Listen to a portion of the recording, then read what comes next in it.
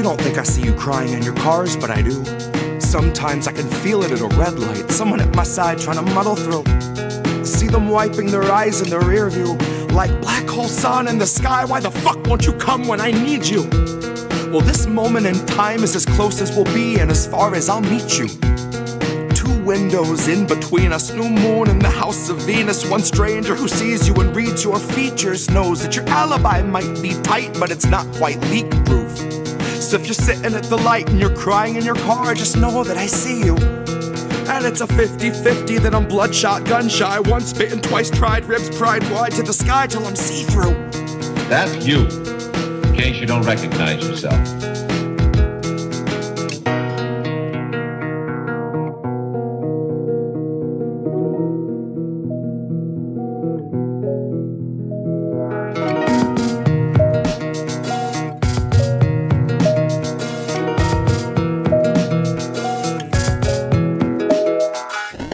You don't think I see you struggling to breathe, but I do. I see you stumble in your everyday grief like I do. I try, but I do. I'm twice bitten too. My mind's split in two. My knuckles bright white from the 10 to the 2. And the song in my head is the theme for a fugue, a state of decay through the filter of corporate news, where they edit the grays and the blues. They whitewash the brown till they drown out the natural hues. And then it's just another fact to refuse, that the corporate ladder's for hanging the company noose. Consider it one of your perks, after all it's communal in use. So you can come and hang till your legs go limp and they're shaking you loose. Now you watch 5 co-workers opt for the alternate exit, neatly suspended above where you wolf down your food.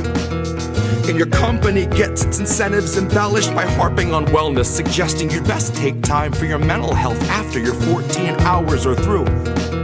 Like we gave you a bottle to piss in and fixed up a noose on the crossbeam. Christ, what more can we do? So if you struggle to breathe any moment that you aren't asleep, then remember, most of Americans fear for their savings, fear for their shelter, fear for their babies. You aren't the fringe of exception, but rather a perfect example of capital's rule. And you're far less alone than the ruling class tells you is true. You're far less alone than the ruling class tells you is true.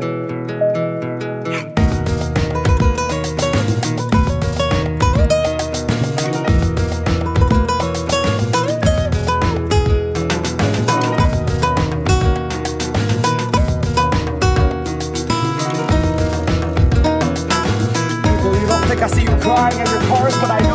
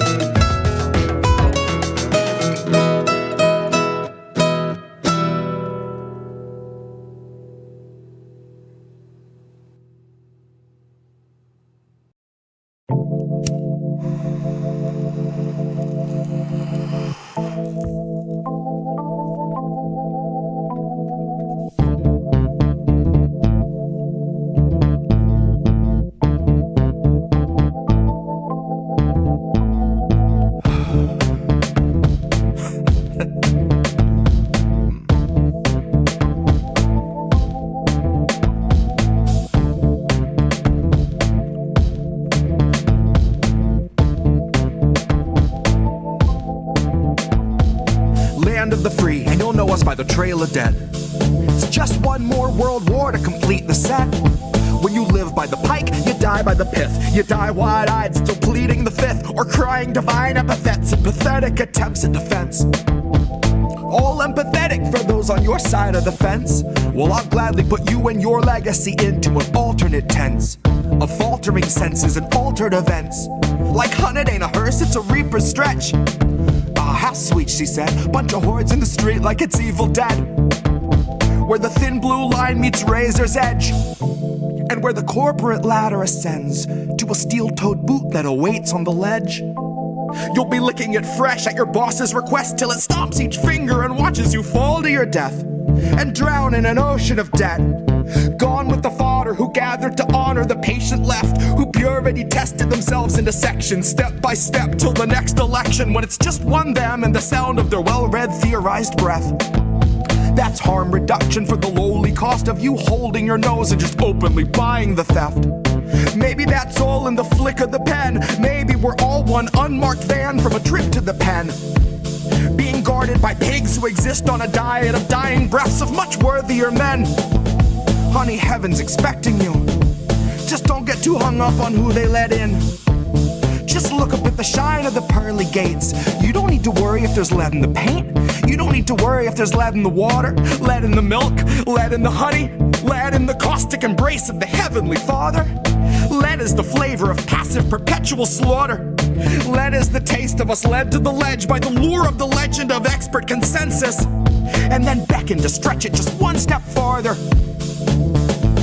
And I hope all the folks who were boastfully gloating and toasting themselves as the heroes of COVID for boosting their boosters and doing their part are now equally thrilled to be starstruck martyrs, all laid in a government grave with anonymous markers, like you're back from the carvers and off to the splicer. You're the very first wave to be slain in the war against Pfizer, that 100 years war against Pfizer. They are thinning the crowd that is striking right now to bleed adequate pay from those inhuman misers, who all sit in their office and designate coffins to people regarded as nothing but profit for Kaiser. Still the Dems want you nicer. Dems want you softer. Dems want you kinder. Yeah, they all want you graciously starving in silence. You will speak when you're spoken to. Rest of the time, you and all of us peasants are merely depressing statistics neglected in Congress's binders. All bled, bone dry, then fed to the grinder. Our headstones line each step as reminders. That's a lesson in object permanence learned in the furnace by workers consigned to the fire. Workers bled, bone dry, then fed by the fed to the grinder.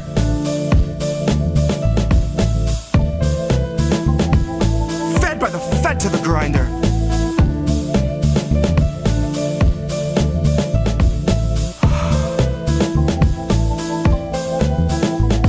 Now the Fed went straight to your head. Mind what you hide and your size unsaid, and your eyes turn blind to the signs unread.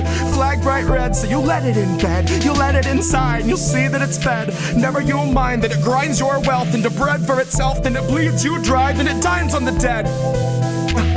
Now the Fed went straight to your head. Mind what you hide and your size unsaid, and your eyes turn blind to the signs unread. Flag bright red, so you let it in bed. You let it inside and you'll see that it's fed. Never you mind that it grinds your wealth into bread for itself, then it bleeds you dry, then it dines on the dead.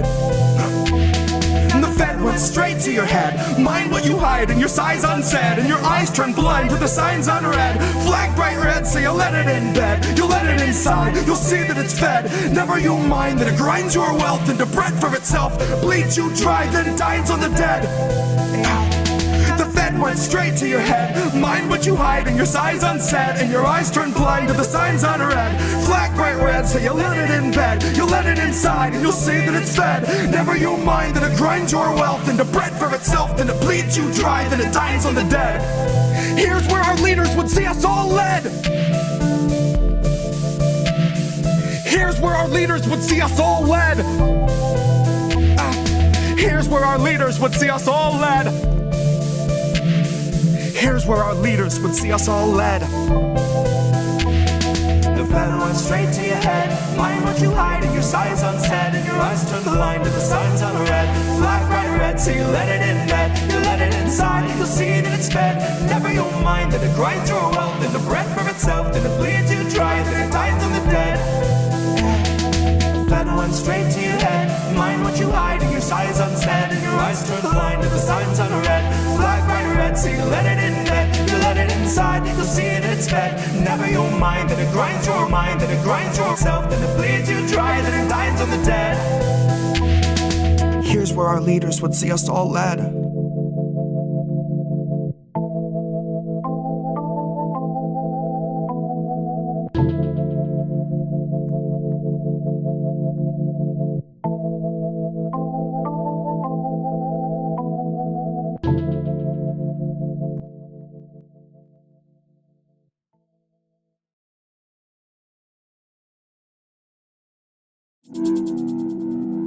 There's a difference between peace and liberation, is there not? You can have injustice and have peace. Isn't that correct? and peace and be enslaved. Yes? So peace isn't the answer. No. Liberation is the answer.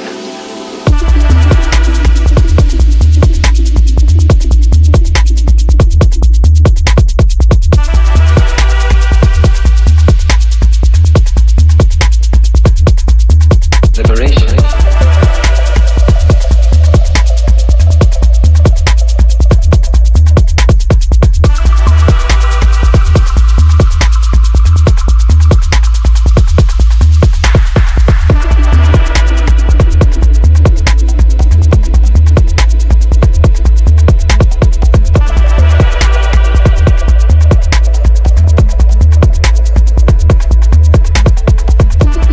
INN News. It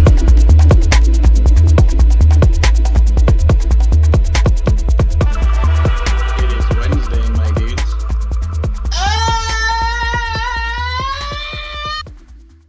Does it matter that in the Declaration of Independence, Thomas Jefferson describes indigenous peoples as merciless Indian savages? Of course it matters.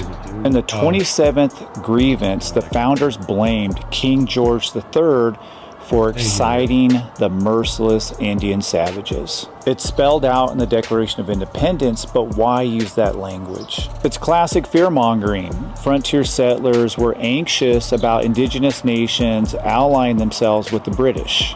Demonizing indigenous people rallied support for the War for Independence. It also has everything to do with land theft, labeling indigenous nations as savages erases tribal sovereignty. It also frames Western expansion as this type of civilization project. And at this time, calling Native American savages is racial common sense. Settler colonial propaganda routinely labeled and stereotyped Native peoples and cultures as being backwards and barbaric. And these racist labels and stereotypes justified genocide and the destruction of indigenous communities. The founding fathers are proclaiming universal rights for wealthy white men. And this document lays the blueprint for future federal Indian policy. We're talking about the 1830 Indian Removal Act, which was basically ethnic cleansing, manifest destiny, and the so-called Indian Wars. You can include in that the forced assimilation policies, the boarding school system, the Dawes Act, which reduced Indian land holdings by 2/3, 20th century policies like the Termination Act, relocation, the exploitation of indigenous resources, the MMIW crisis, the kidnapping, and forced adoption of indigenous children. Each era would recycle that founding slur. Indigenous peoples were savages and needed to be civilized. It's literally been the same script from day one. For Native nations, July 4th marks the moment the United States put genocide into its mission statement.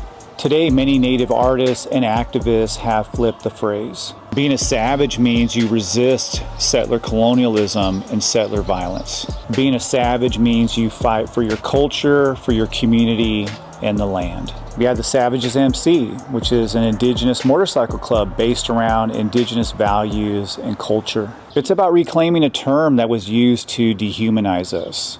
So many of us are proud savages. And of course, not all indigenous peoples like that term, and I completely understand why.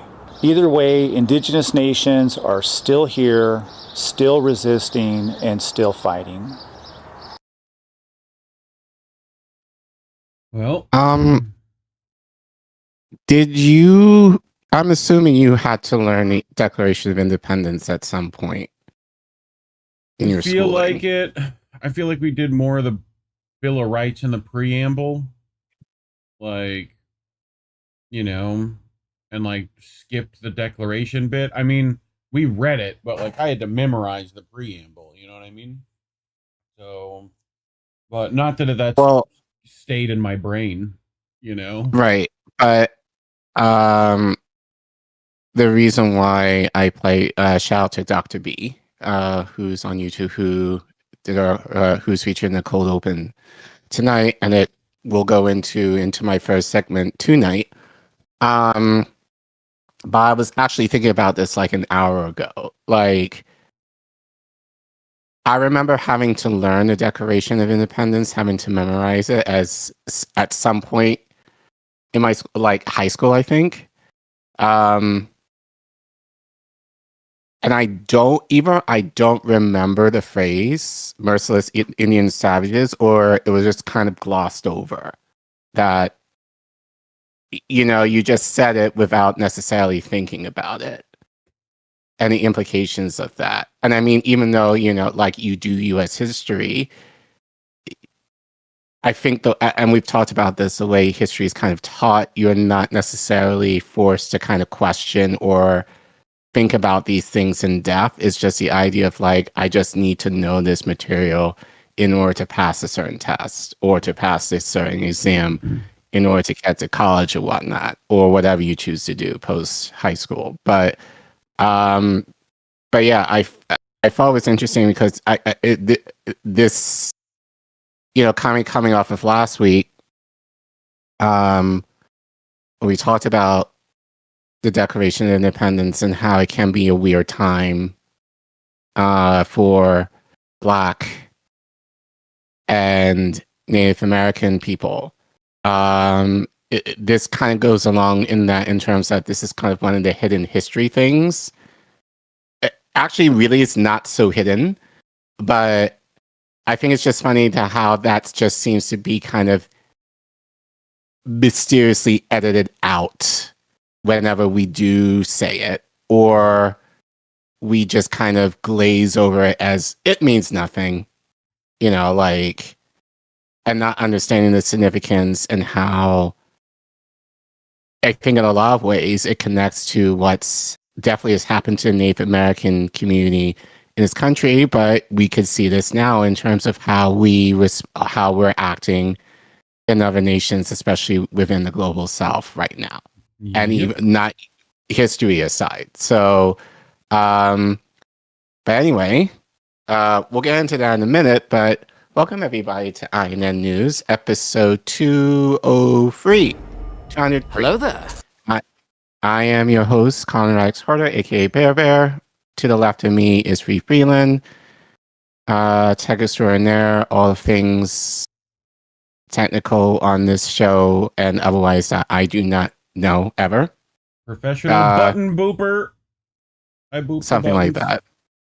Something like that. I still assume it's hot where you are. I mean, 89 degrees at 9 o'clock at night with like ridiculous humidity,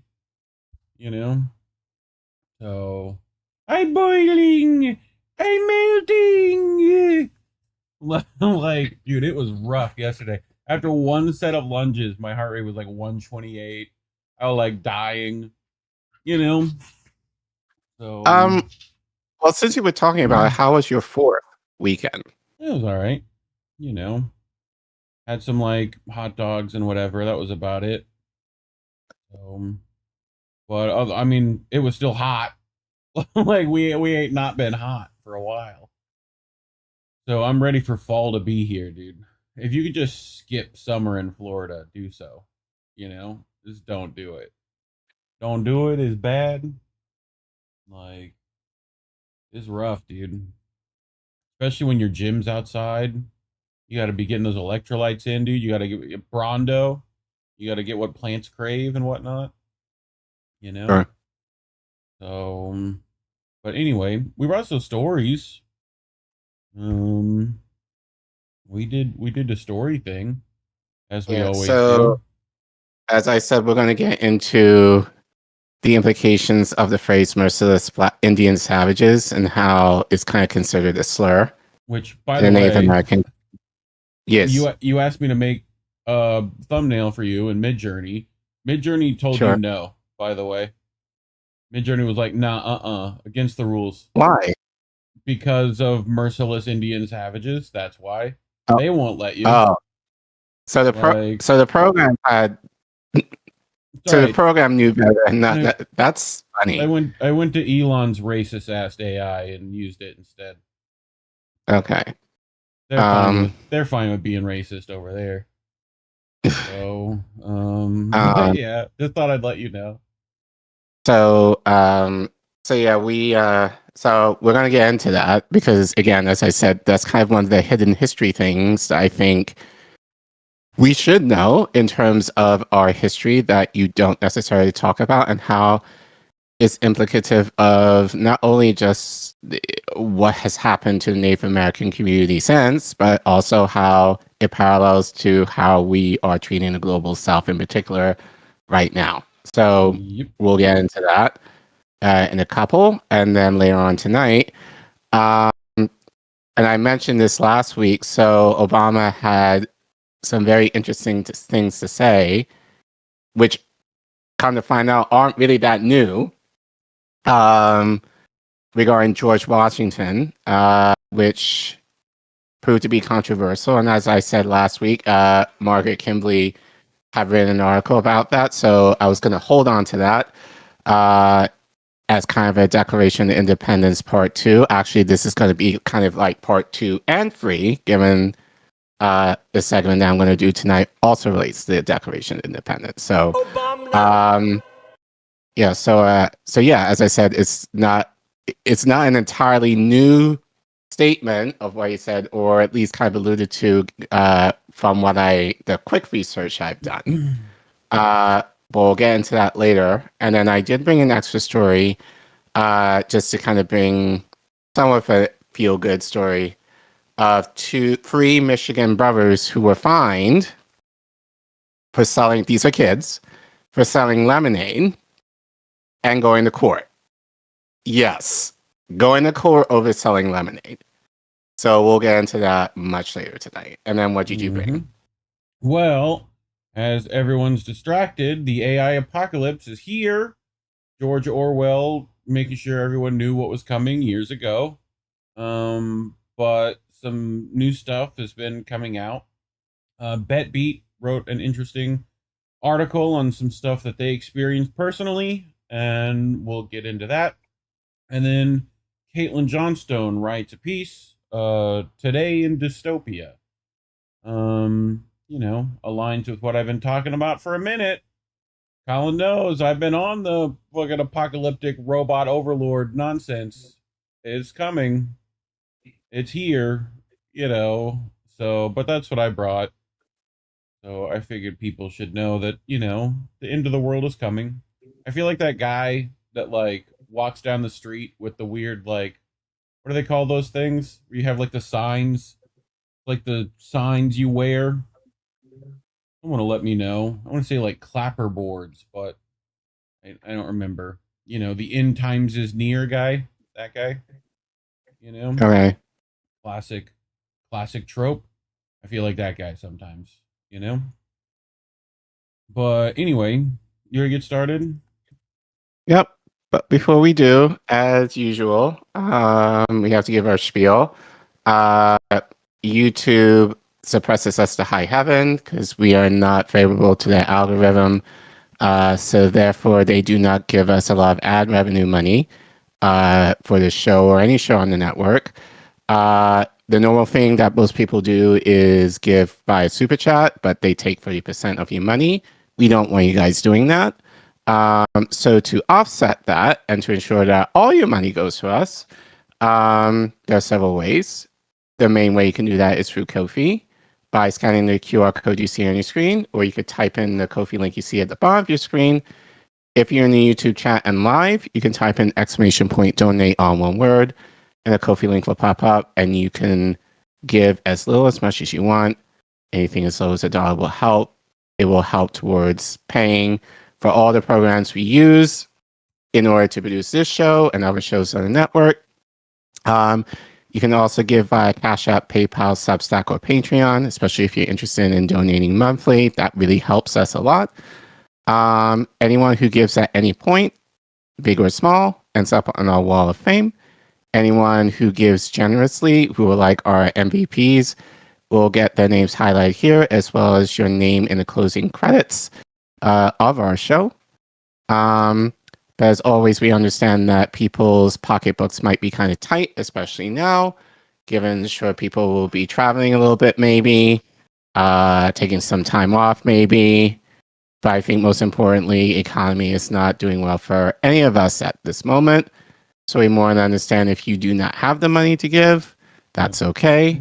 If you still want to support us, the free way is to like, subscribe, and share our content. We really appreciate you guys doing that. So thank you guys, and we love you. I'm running out of room on the old Wall of Fame here, dude. Gonna have to figure out some scrolling nonsense or something. At some point. You know, gonna have to figure out how to get all you lovely people in here, man. You know? All right. Well, you ready for our first one? I am. So first story tonight, I'm going to do a little bit of history. In both of my segments, at least my first two tonight. So we're going to talk this phrase, merciless Indian savages. I'm sure from most of y'all, especially if you're taking U.S. history, you probably heard the phrase Indian savages at some point in your studies, but may not necessarily have it explicitly taught to you or read through the Declaration of Independence. So we are going to talk about that tonight and the implications of that, and how, as you can probably might figure out, because you guys are so smart, how that implication kind of relates to what is happening in current events. So Johnnie J wrote this as an op-ed on Truthout, where they say the anti-Indigenous slur in the Declaration of Independence speaks volumes. The U.S. Declaration of Independence frames Indigenous resistance as aggression and colonial violence as self-defense. Johnnie J writes, There you go. every 4th of July, the Declaration of Independence is the cornerstone of the U.S.'s celebrations.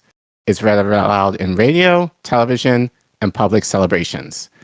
But it carries a contradiction expressed through slur that Native people have never been able to ignore, a scathing reference to merciless Indian savages. Even as the framers promised a nation of equality and liberty for all, Which they never meant. Right, which meant themselves, meaning rich white men. They also made it clear that Indigenous people were not included in their notion for all. So within Native communities, the elite incarnations of the Declaration of Independence are also a reminder of how long we've had been struggling to resist, survive, and defeat every effort to silence, erase, and eradicate us. While most public readings of the Declaration of Independence include the full passage, others read around its anti-Indigenous slur or omit that line entirely. The omission says just as much as the words themselves. The U.S. wants the Declaration's promises without its confession, its dreams of liberty without regard for the people it dehumanized and oppressed, and its proclamation of independence without any acknowledgement of the crimes against humanity that made it possible for the U.S. to exist. The commemoration of this country's founding every July 4th asks the public to celebrate a United States that begins with the myth of a nation born out of nothing but courage and liberty on lands not yet tamed or developed. Native people know another beginning. Our nations were already here with governments, laws, languages, and infrastructure. The United States is only the latest nation to exist on these lands. As it celebrates 250 years of independence, it still has not rescinded or made an effort to correct the violence and policies that followed from the framing of Native peoples as merciless Indian savages. Instead, it has expanded the strategy of using dehumanizing language against migrants, trans people, anti-fascists, and other targeted communities in an effort to reframe their resistance as antithetical to freedom and the American way of life. The phrase, merciless Indian savages, isn't just an unfortunate remnant of a different time. It was an intentional and strategic political move that set a precedent for anti-Native ideology and policies that exist today. Historian and member of the Yasamee Nation, Donald Grind Jr., described the phrase as political rhetoric used to justify frontier wars and taking of native land. The phrase collapsed hundreds of native nations into a new enemy and stripped them of their humanity. If natives were merciless savages, their resistance could be framed as aggression, and colonial violence could then be positioned as self-defense, maintaining the optics of innocence and exceptionalism as the newly formed republic looked to build its empire. Merciless Indian savages. These three words set into motion centuries of brutal anti-native policy, from the Indian Removal Act of 1830 to the Dawes Act to the reservation and boarding school systems, every policy carrying the weight of those three words into every new era. The intent and danger of the phrase merciless Indian savages is alive and well. It's threaded through our contemporary realities every time the federal government treats Native people, land, water, and treaty rights as acceptable casualties for profit and so-called progress. Donald Trump's first administration made that painfully clear almost immediately. In January 2017, he issued a memorandum to expedite the controversial Dakota Access Pipeline, despite the massive Native-led protests at Standing Rock, in which water protectors were subjected to military-style counterterrorism tactics compared to terrorists. That same year, he revived the Keystone XL pipeline that had already met with years of organized resistance from tribal nations, environmental organizations, and local ranchers and farmers who were labeled extremists for efforts obstinately impeding U.S. jobs and energy independence. By December 2017, his administration had moved against Bear Ears National Monument, cutting it by roughly 85% and weakening protections for a landscape that tribal nations had spent years fighting to protect. In a commencement speech to the U.S. Naval Academy's class of 2018, Trump praised settlers who tamed the continent and declared that, "We will not apologize for America." His words appear to do the same work as the phrase merciless Indian savages. They dehumanize us, making Native people and lands sound wild and dangerous, while settlers are remembered as courageous. His administration carried that attitude into policy when the Interior Department moved to revoke the Mashpee Wampanoag tribes' land in trust status, push oil and gas leasing near Chaco Canyon in New Mexico, and treated treaty rights and federal trust responsibilities as barriers to development. In 2020, border wall construction near the Ohodom Nation and Oregon Pike Cactus Nation National Monument caused lasting environmental and cultural damage. During the COVID-19 crisis, tribes were left fighting each other over access to the $8 billion CARES Act Tribal and Relief Fund, and then having to sue the government for the funds to be released, while the Native American Health Center reported receiving body bags instead of the personal protective equipment like masks and gloves it had ordered. Trump's second term has taken it a step further, increasing the danger to Native communities. Federal freezes and proposed cuts have threatened programs tied to treaty and trust obligations, including healthcare, education, housing, public safety, and social services. Reporting on Trump's fiscal 2026 budget exposed proposed cuts of more than $700 million from Bureau of Indian Affairs programs and $239 million from tribal housing programs.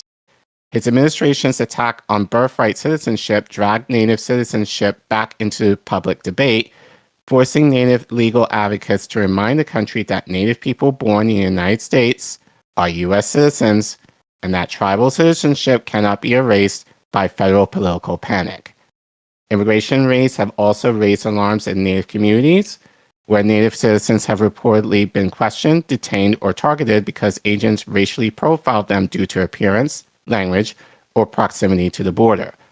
The legacy behind the free word slur in the Declaration of Independence has not changed since 1776, and Trump's administration has taken them to heart in its glorification of manifest destiny. Ahead of the semi-quintencentennial, Trump leaned into revival of national myth-making and exceptionalism. In May, the White House released a statement celebrating the 222nd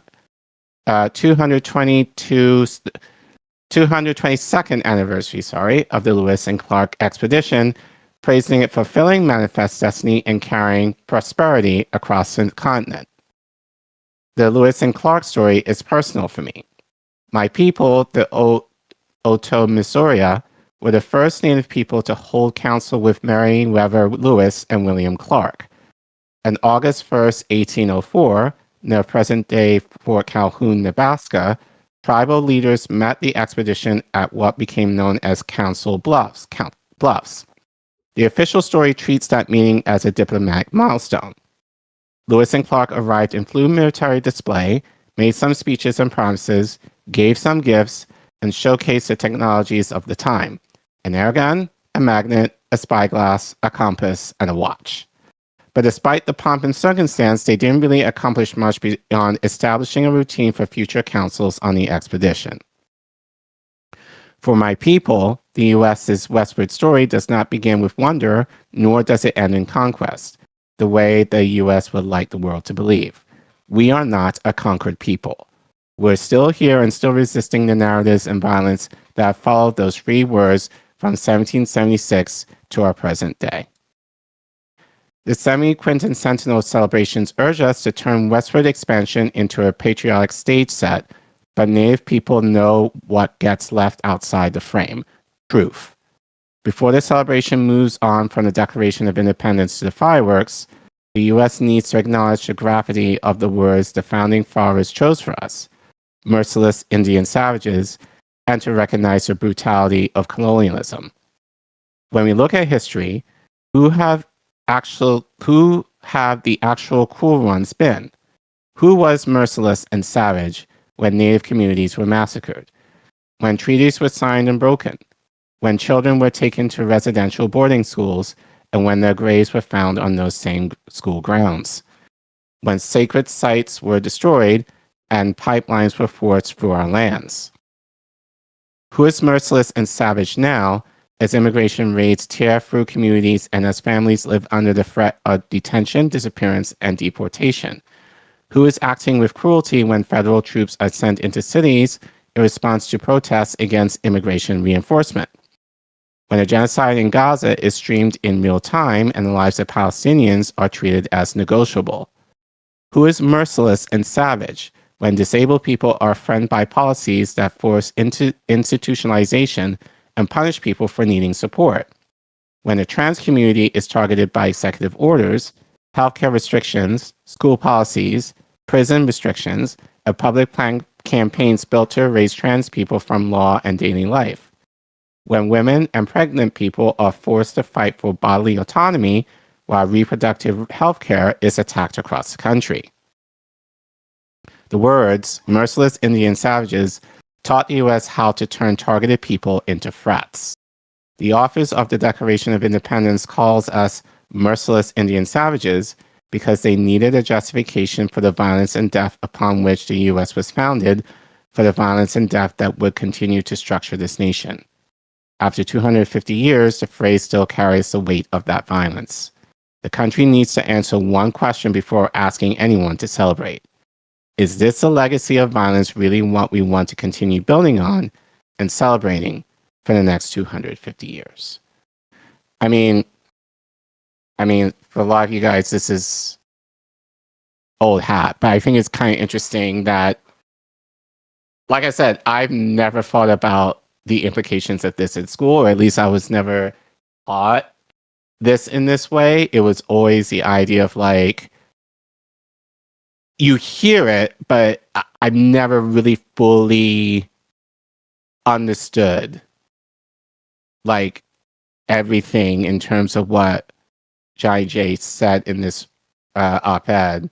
I think obviously being on the show has helped me think about this, but even before that, you know, just as I grew more political, well, I wouldn't say even political, but I think just being more aware of, you know, just going to school, going to college, you know, working, you know, and being fortunate enough to work in low-income communities for a good portion of my professional career thus far, having more awareness of the reality of what it's like when you're not privileged, and having more of that understanding in terms, especially for me, in my case, working with women and immigrants, having more of that understanding in terms of, being an other and the implications of that. And even for me, like me being an immigrant myself, even among my own, being almost second class, or not, I wouldn't say less than, but treating you differently because you are not like us or you don't belong here, so to speak. So even for me personally, having those implications, when I immigrated to this country, but, I mean, I asked you earlier, like, now, I mean, we joke that there's no hope in the South, but like, but even for you, like, you grew up in a more liberal family, like that. I think is a lot more in the know regarding a lot of this stuff. So even for you growing up, did you ever kind of make those connections in terms of what was here? Definitely for a lot of that. I mean, plus I had actually decent teachers in the South that were legitimately pretty smart, like a lot of them libertarian, oddly enough. That's as far as you can get in the South if you're going to be politically minded. I took it way farther than they did, but they definitely knew, like, hey, this romanticism of this is probably not anywhere close to accurate. Right. Like, and that was with what limited scope they were willing to give there, right? Because they didn't want to piss off parents at home and whatever. It's like, but like you could definitely tell. I mean, as far as like, especially when it comes to how we treated our native population, I mean, we're definitely vile, despicable country as far as that's concerned. All for the sake of consumer capitalism and manifest destiny. So, right. I mean, it sounds very similar to what we talk about with how Israel treats its native populations, and right, and how Africa, South America, how those native populations have been treated. Right. So, But I think especially we talked about how AP history was taught, I think maybe 2 months ago now.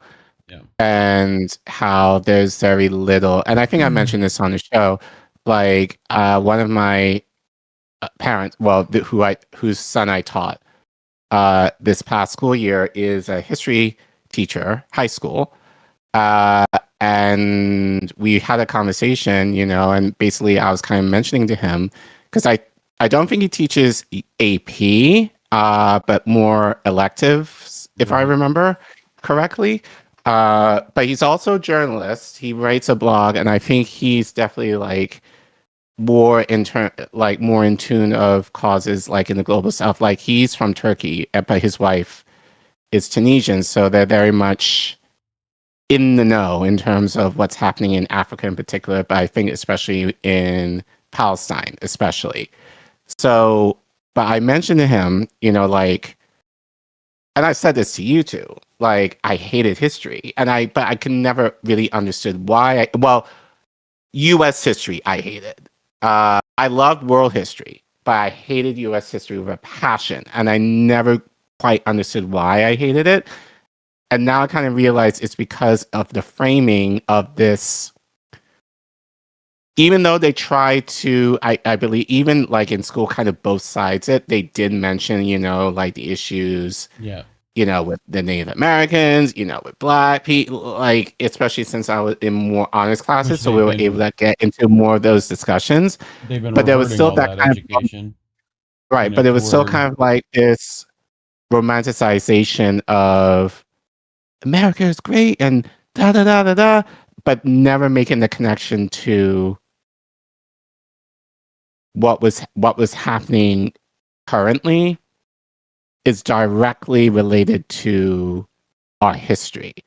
So I feel like if I had a little bit more room, especially now in my mindset, if I had a lot more of that openness, I kind of being able to have that time to make those connections back then, I think I would have enjoyed history a lot more. But I think mostly it was just the idea I didn't see myself, well, being from a Caribbean family, there's going to be some parallels, but in terms of African American history, but there are some differences, obviously.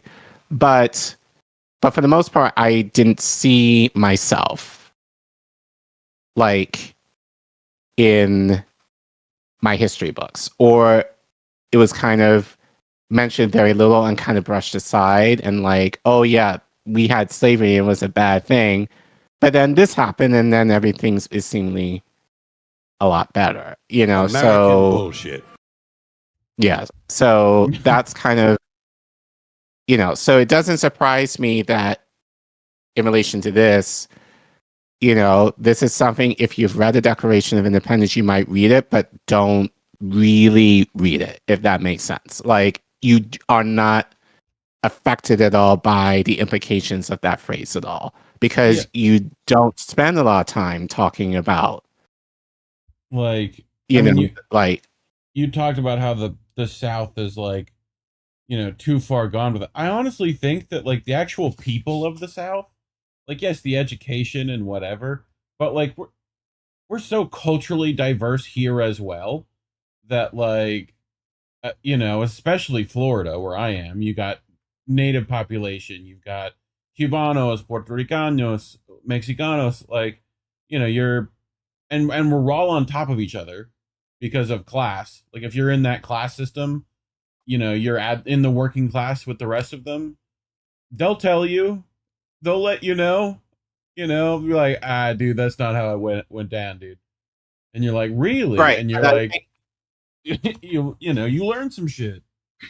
Right, but I think the issue is that I have with this. Well, obviously we know how in Florida they're trying to erase a lot of that history because of in school. Right.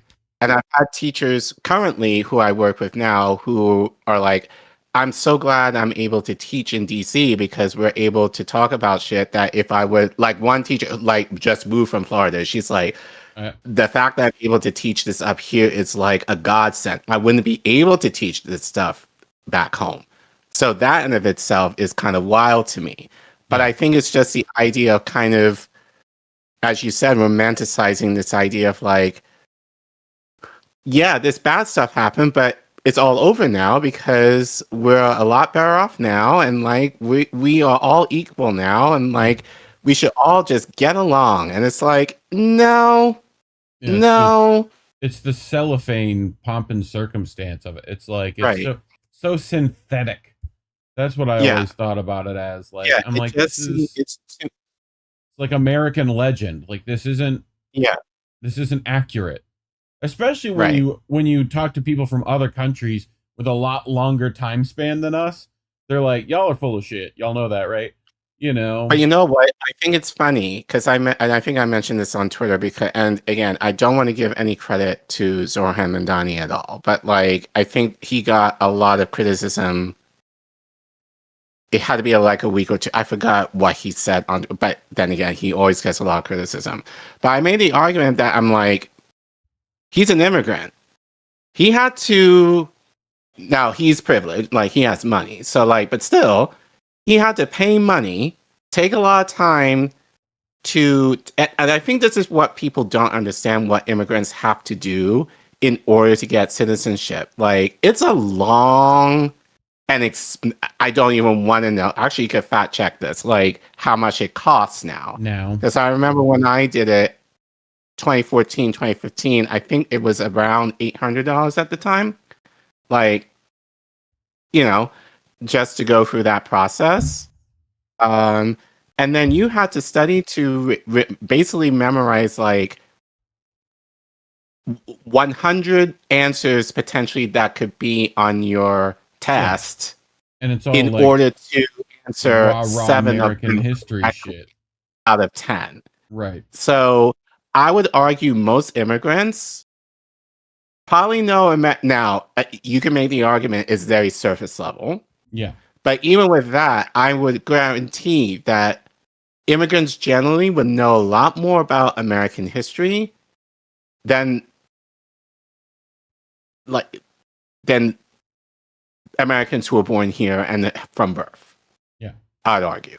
Because we have to understand but I think also we have the added bonus of, especially if we're coming from the global south, we know the shit that's going on like in our home countries, and kind of making the connection of like, oh, the US is involved in like here. So if anything, I would argue we have a better sense of those connections of how the US has had its hand, in the world in terms of its destruction, so we're able to, I think it's easier for us to make those connections. Whereas and I'm not judging anyone who is from here, but I think it's a lot easier coming out from the outside to kind of make those connections versus native born Americans who are in the system and may not make those connections that readily, or at least right away, unless you travel or you talk to people who are diverse to be able to give you that perspective. And I think you've been kind of fortunate in this for where you are, and knowing you and the family who raised you, like you've had that education, but that's not going to be I wouldn't say your experience is unique. Yeah.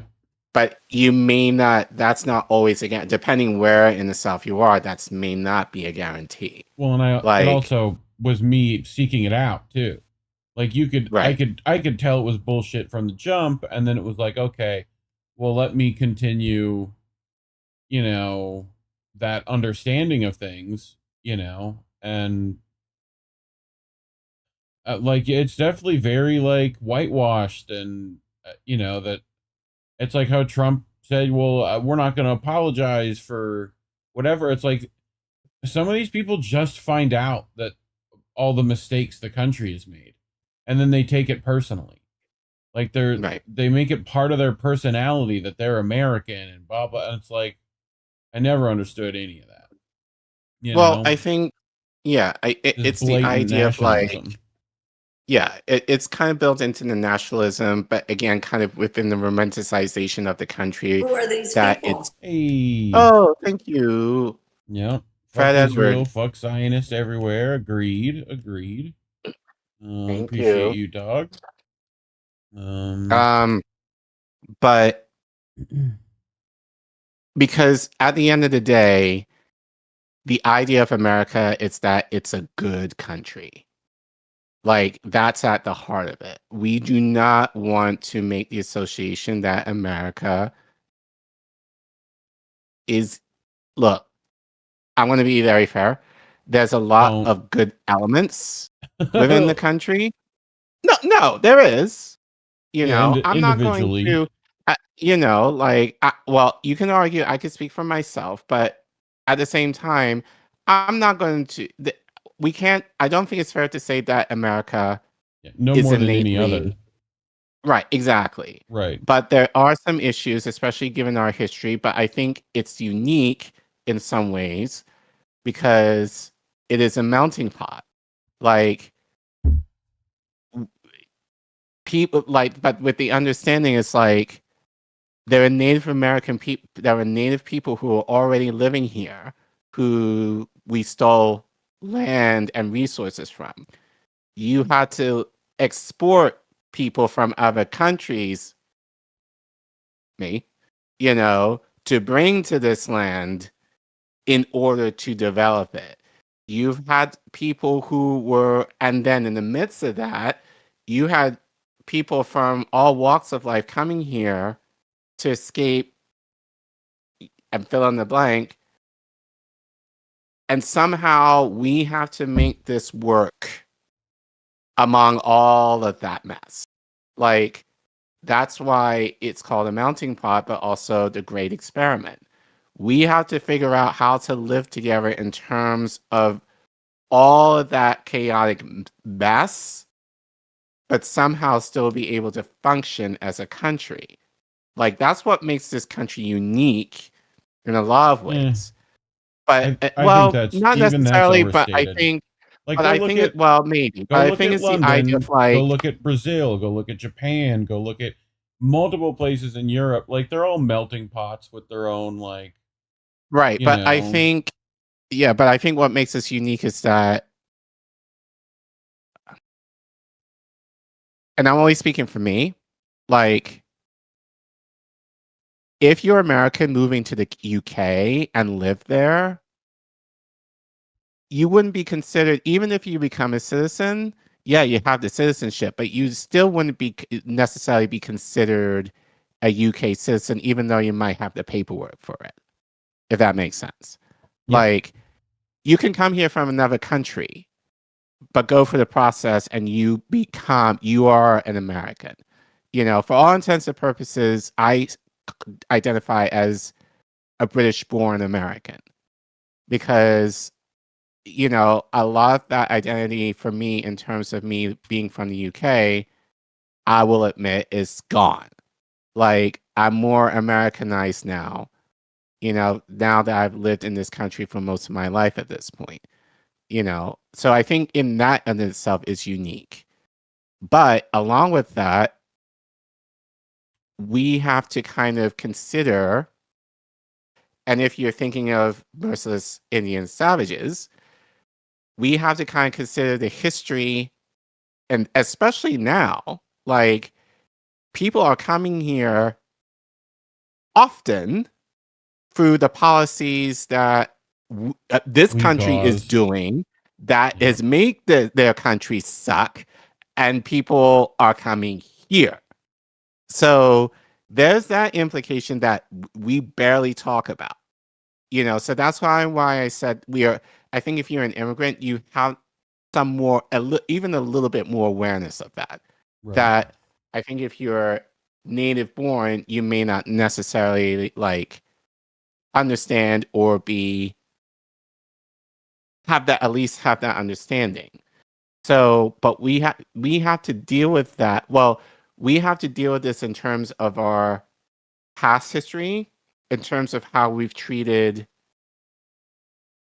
you know, Native Americans, you know, fill in the line, Black people, or like anyone who's basically of color for the most part, or even like for certain white populations, like at least back in history, like if you weren't British or French, you know, you were covered as well. Yeah. And there could be some implications of that, especially if you're from poorer states than white.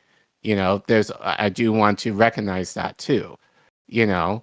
But we have this added thing of immigrants coming here more often than not due to the policies that we're embedding in those countries, you know, that's making their countries' economies less stable for them to survive there or whatever, that they are coming here, that we're almost like not allowed to talk about.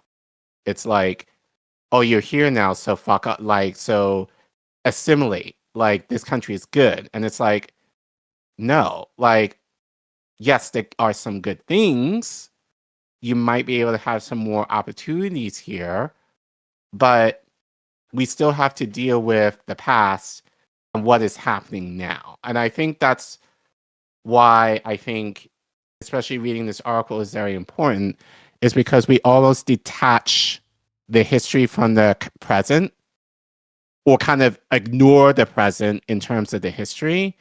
But we need to deal with both, especially now, given how, like, right now, like, things are just more out in the open.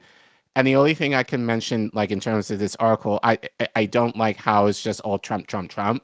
Like, this has been ongoing for decades regardless of whoever is president. And we'll get into that more when we talk about Obama later. But, so, you know, there's a debate online that has like the Archdiocese of London and like one of the cardinals and Christopher Hitchens and Stephen Fry before they became terrible. But the premise of the debate was was the Catholic Church more a force for good or a force for evil in the world, right? And like, you know, you could guess how that debate went, right?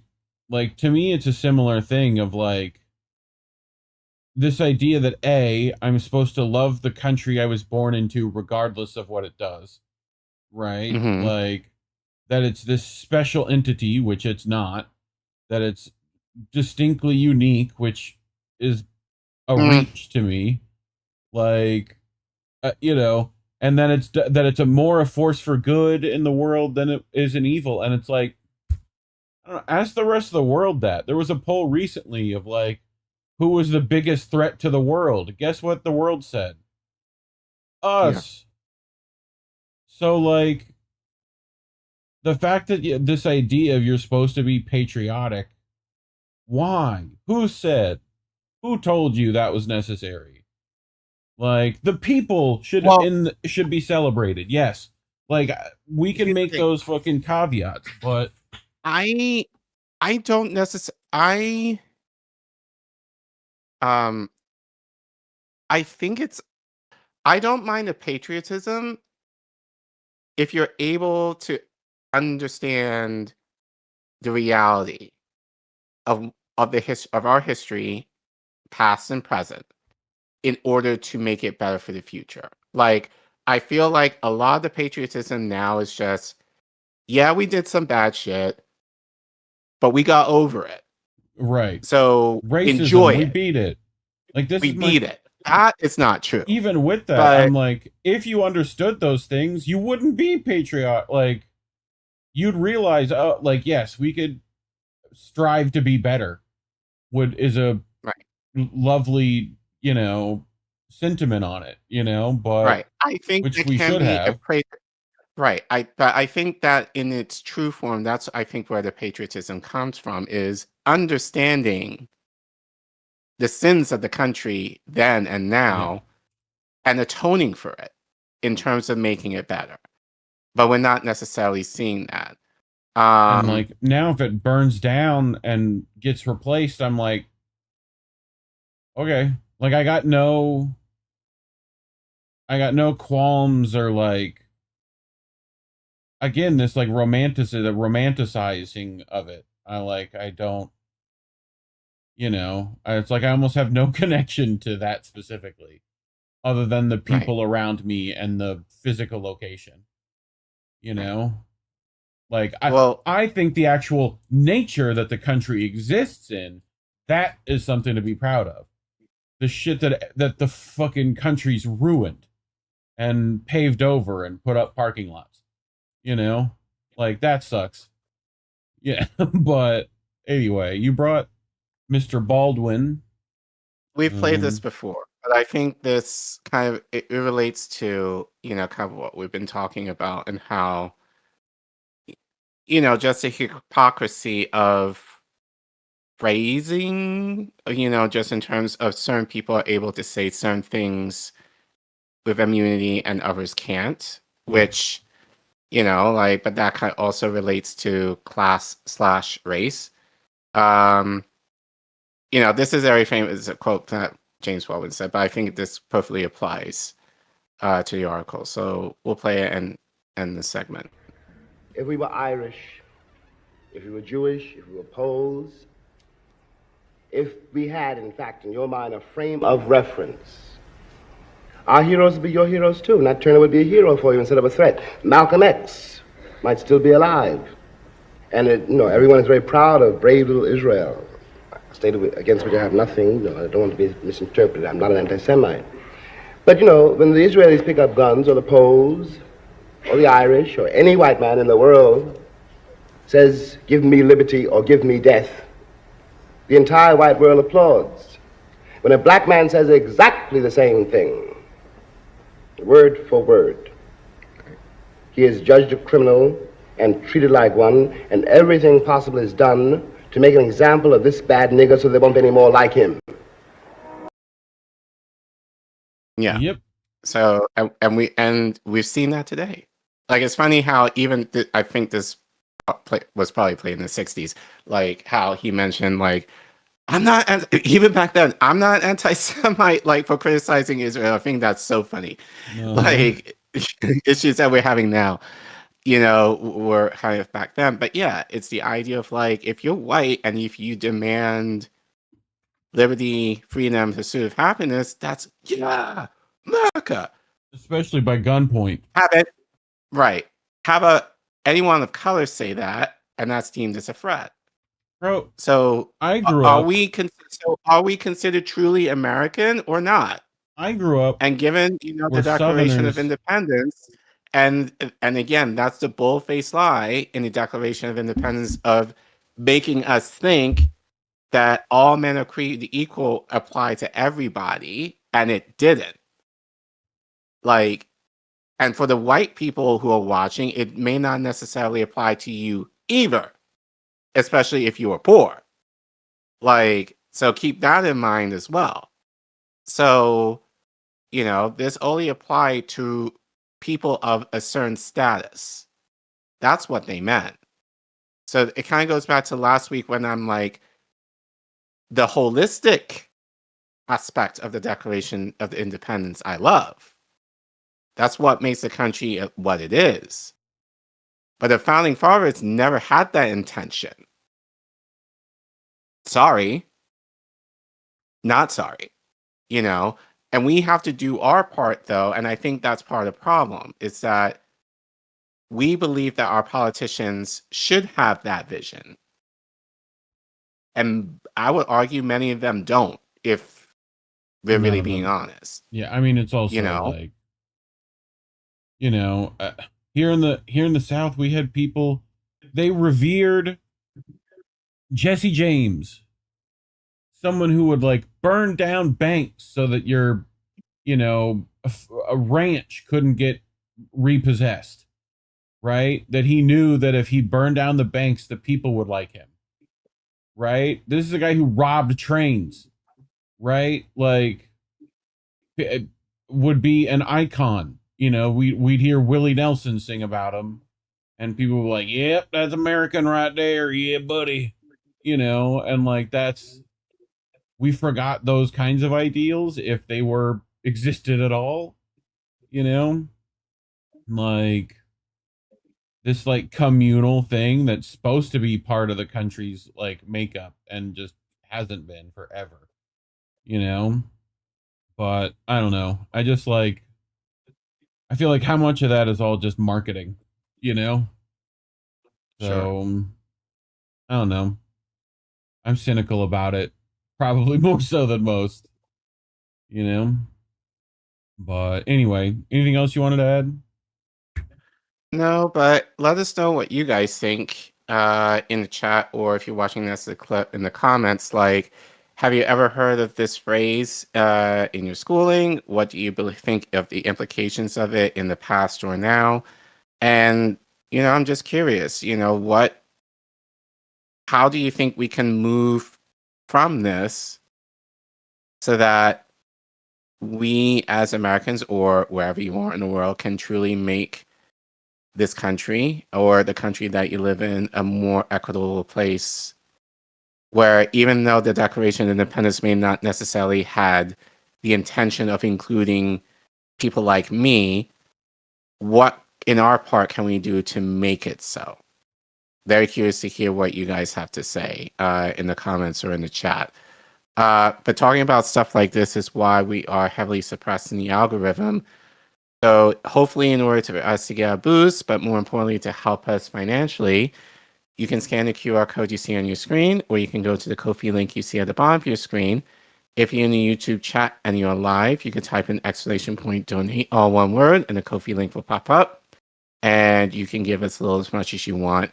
You can also give via PayPal, Substack, Patreon, and Cash App. Links are always in the description below. And if you cannot give any money, that's totally fine. The best way you can help us is to like, share, and subscribe our content. And Reef needs to change the free K to 5. Thank you. And thanks for watching. Yeah. Cool. Yeah, I do have to do that. I knew the minute I started the show, I was like, I knew I forgot something. Like, you know what I mean? I feel like that a lot, though. That's like my life. You know, constantly feeling like you've forgotten something.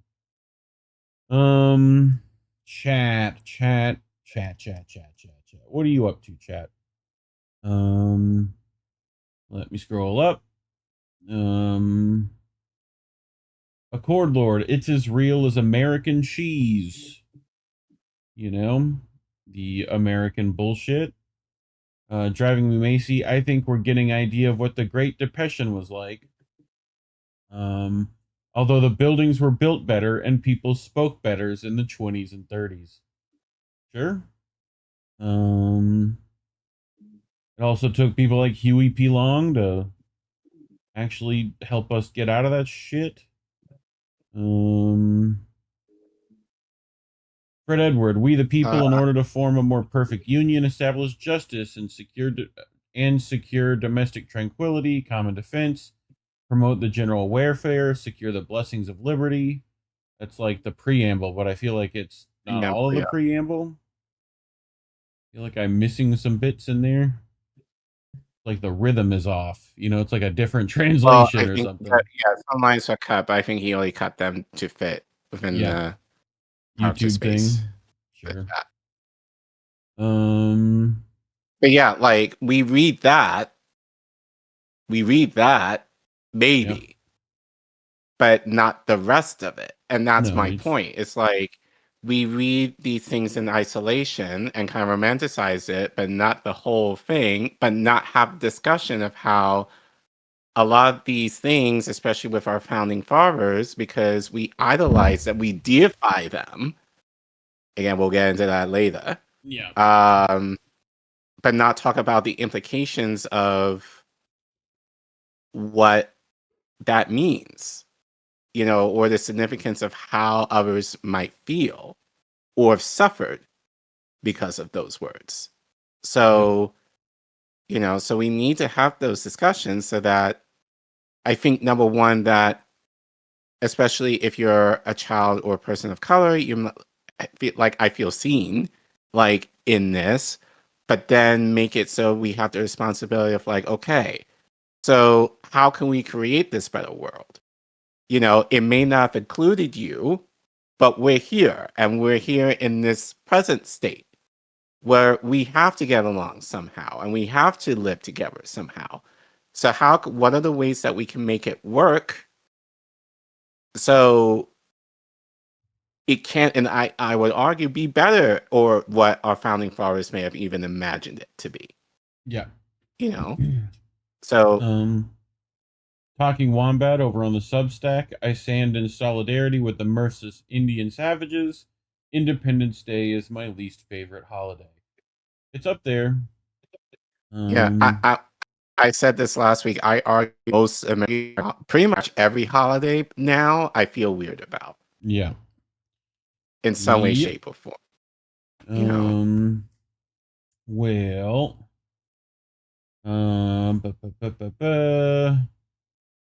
Driving me Macy, I'm ready for the collapse. I'm a pessimist. I think the collapse is best.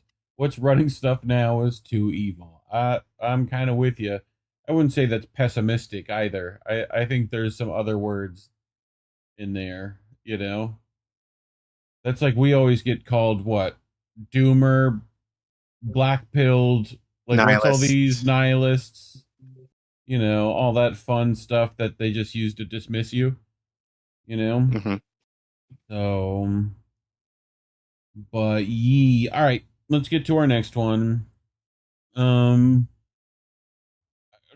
how long have I been talking about the AI apocalypse? Like forever.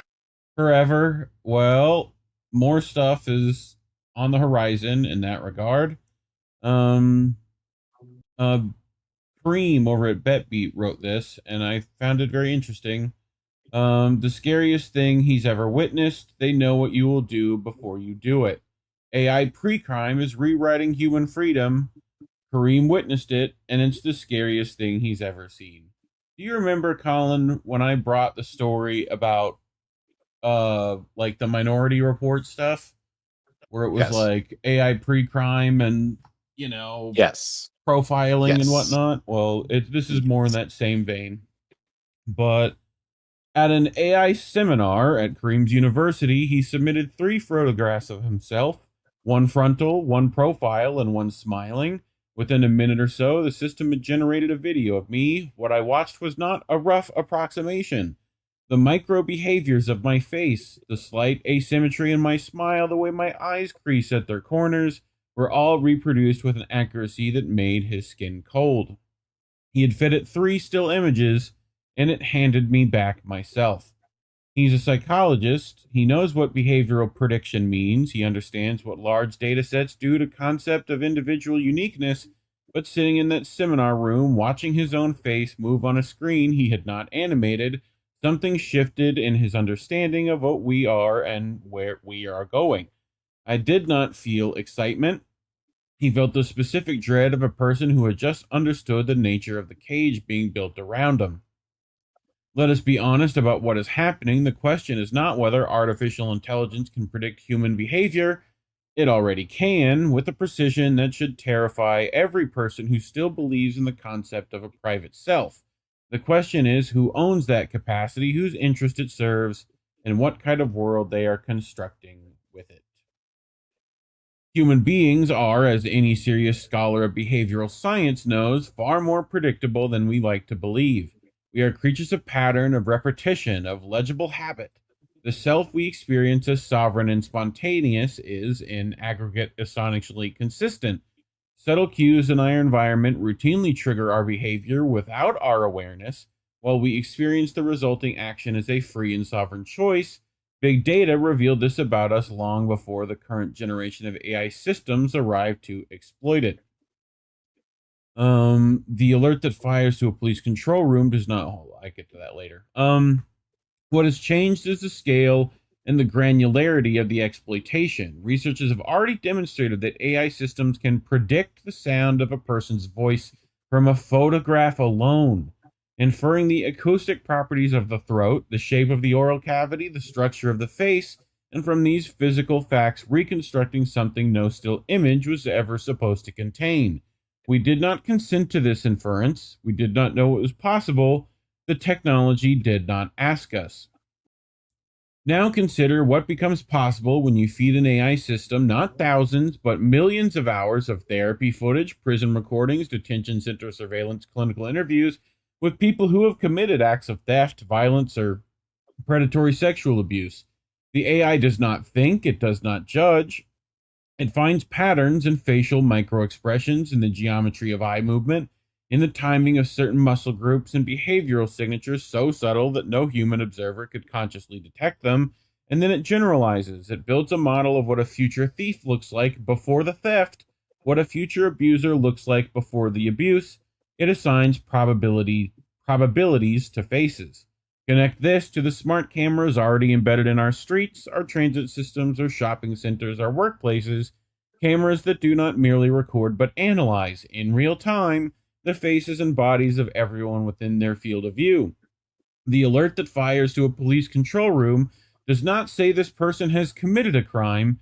It says this person is behaving with 70% similarity to the behavioral profile of someone who will. Philip K. Dick imagined this in 1956 and called it science fiction.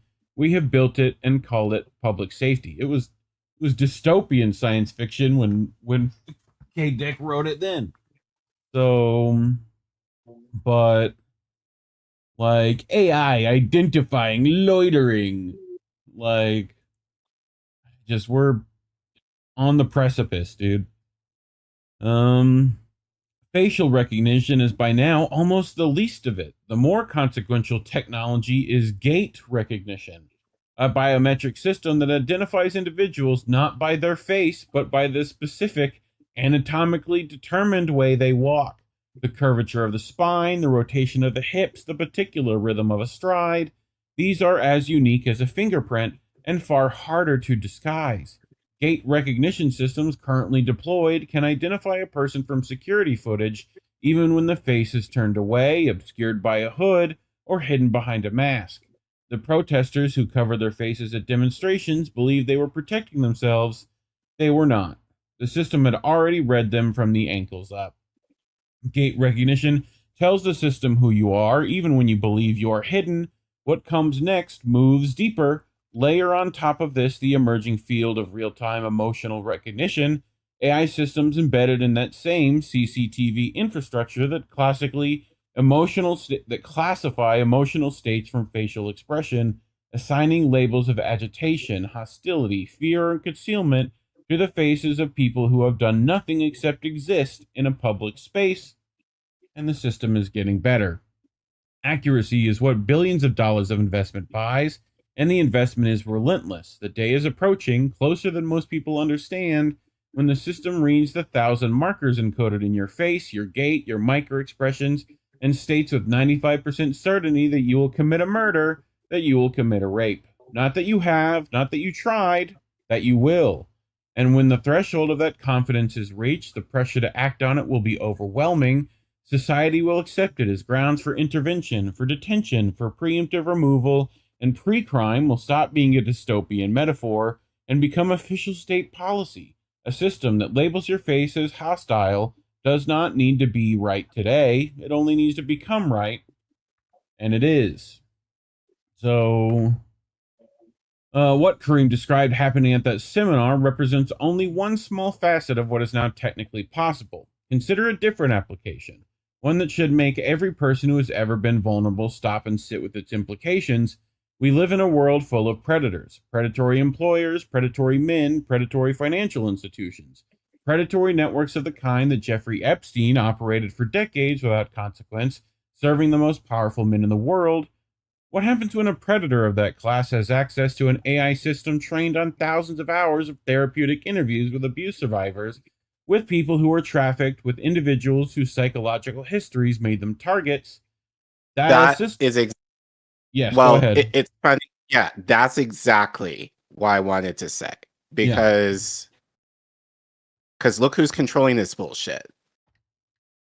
It's the people in power, the ones that often are the ones who get into most trouble. Right. Are the ones that probably would need this shit.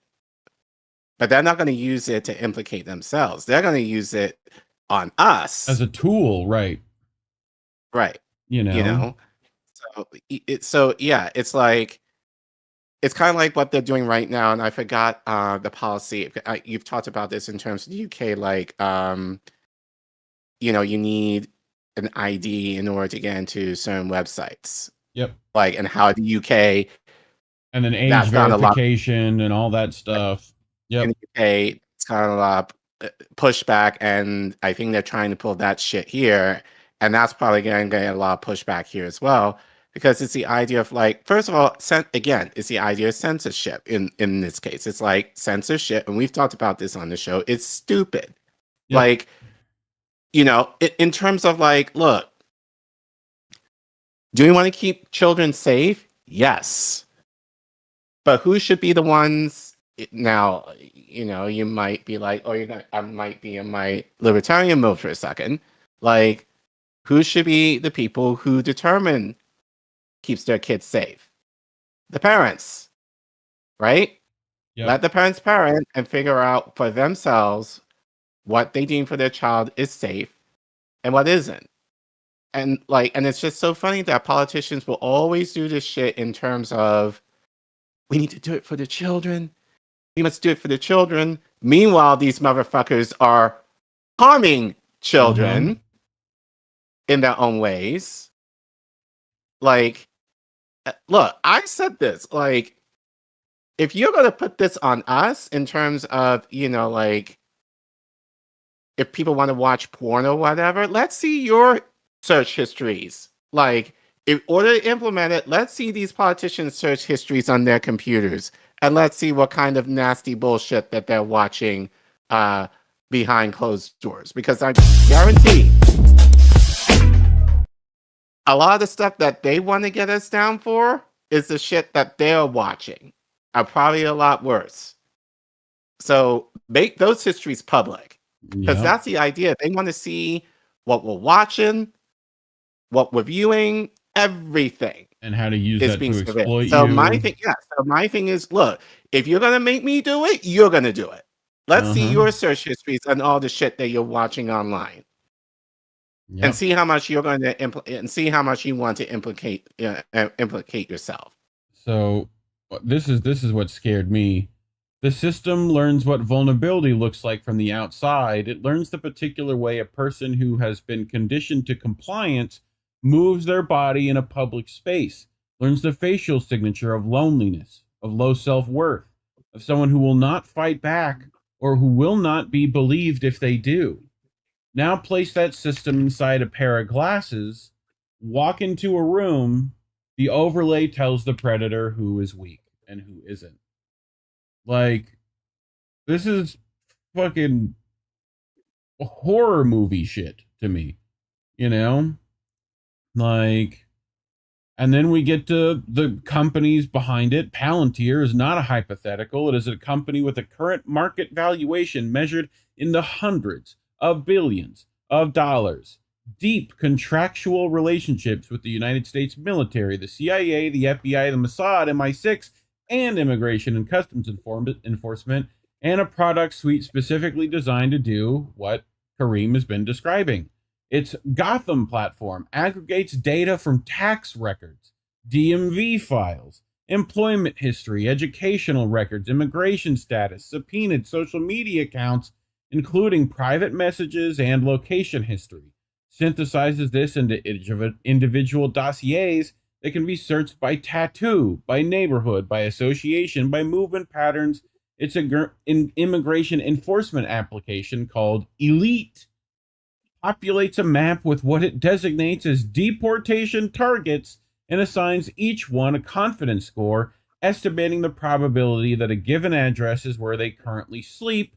The word target is theirs, not mine. Collin, let's go way back to your memory holes of Lavender AI and how it was being used in Israel and things like Where's Daddy. Do you remember that it gave a probability and a collateral damage estimation, right? I think so, yeah. Where it would if there was 20% civilians there and they they had a particular amount of people, that the innocent people they were willing to kill to get one supposed targeted by an AI. Like, imagine that here. For what? Pre-crime. Collin, you're already looking at this going, okay, this is location-based.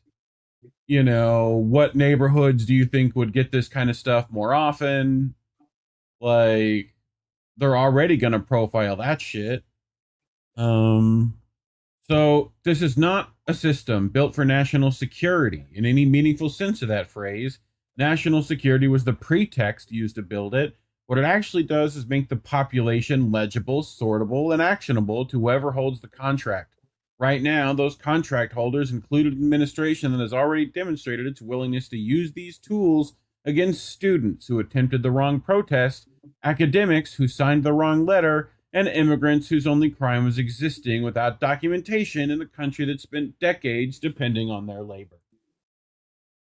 The program the State Department calls Catch and Revoke deploys AI tools, including a platform called BabelX. I always love when you're smart enough to realize all their Palantir, Anduril, Babel, the Tower of Babel and the crap associated with it. It makes these names even worse to me. Anyway, BabelX to conduct automated sentiment analysis of the social media behavior of foreign nationals on visas, including graduate students and researchers. The system reads posts, assigns intent scores, flags accounts whose expressed views the algorithm is classified as threatening, and initiates visa revocation proceedings, all without meaningful human review. A retweet can now open a file. A comment left on a post 3 years ago can trigger a deportation process. The person targeted has no right to examine the algorithm that condemned them. The algorithm is proprietary. Its inner logic is a trade secret. The last point carries a weight that the legal system has not yet begun to reckon with. The AI system being used to predict behavior, assign risk, and direct enforcement action are black boxes, not in the colloquial sense, but in the technical and legal one. The companies that build them are under no obligation to disclose their methods. A defendant whose arrest was triggered by an algorithmic flag cannot subpoena the training data.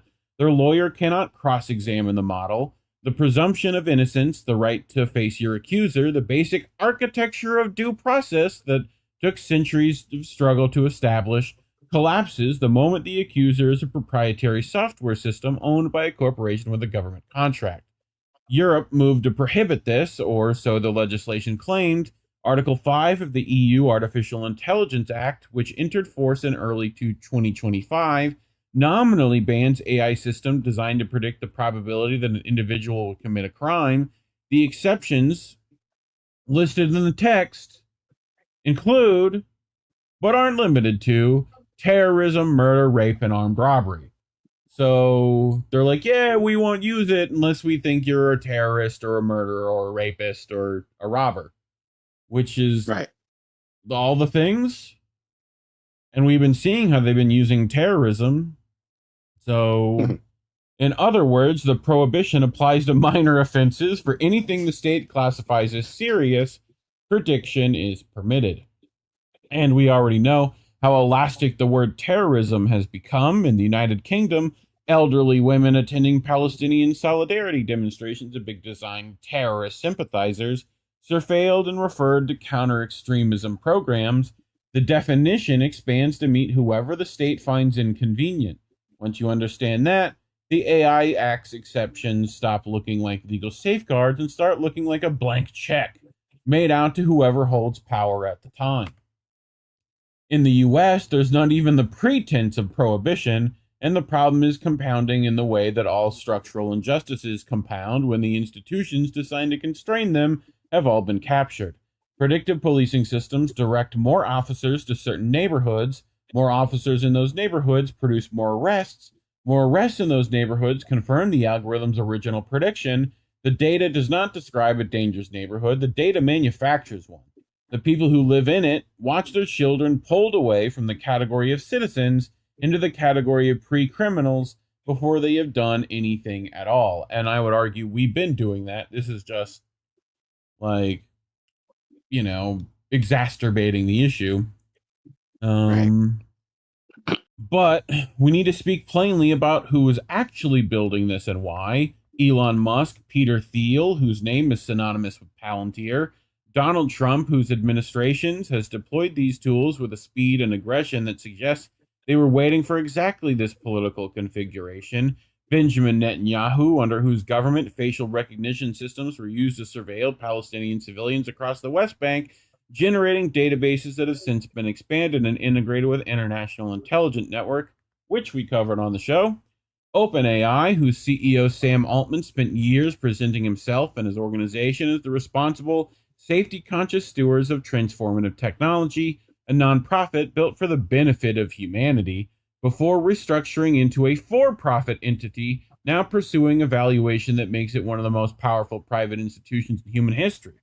The same Sam Altman whose sister, Annie Altman, has publicly and repeatedly accused him of systematic rape beginning when she was 3 years old. These accusations have not been adjudicated in a court. They have also not been seriously reckoned with by the industry, by the press, or by the governments now partnering with his company to shape the AI infrastructure of the future. The man building the tools of prediction and behavioral classification at planetary scale is a man his own sister says she has feared since early childhood. We are told to trust the builders. We are not told to look too closely at who they are. This is the Epstein class. Not a metaphor. Yeah. Jeffrey Epstein was a predator and a pedophile who ran for decades what was in effect a private intelligence operation built on the systemic sexual abuse of children by the super rich of all parties. The infrastructure was blackmail. The currency was access to underage bodies and to the documented secrets of the most powerful men in science, finance, politics, and technology who moved through this world. Several of the men now building the surveillance architecture of the 21st century attended his dinners, flew on his planes, visited his islands, abused his victims, some on the periphery, some considerably closer to its center. What Epstein understood, and what his guests understood in their own way, is the total knowledge of a person, their desires, their shame, their secrets, their vulnerabilities, his total power over them. He built that system by hand, with cameras and silence and the bodies of children.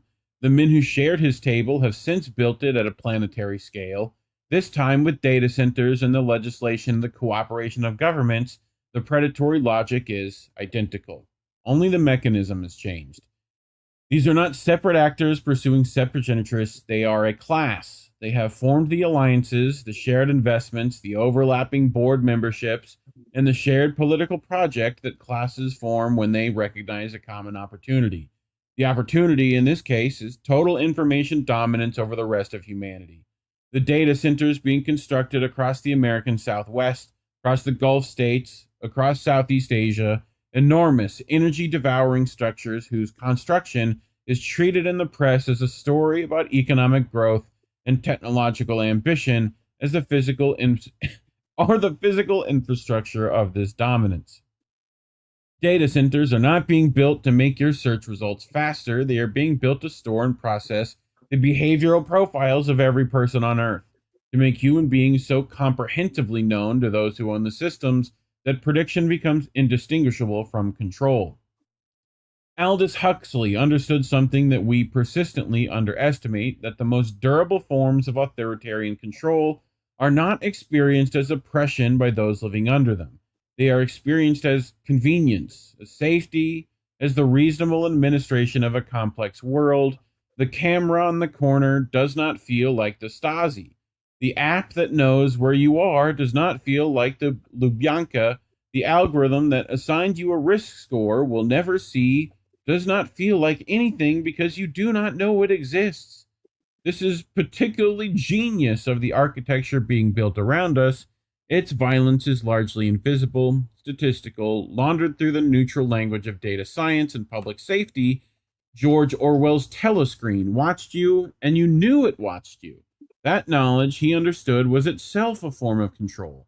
What we face is worse, because the watching is not accompanied by the knowledge of being watched.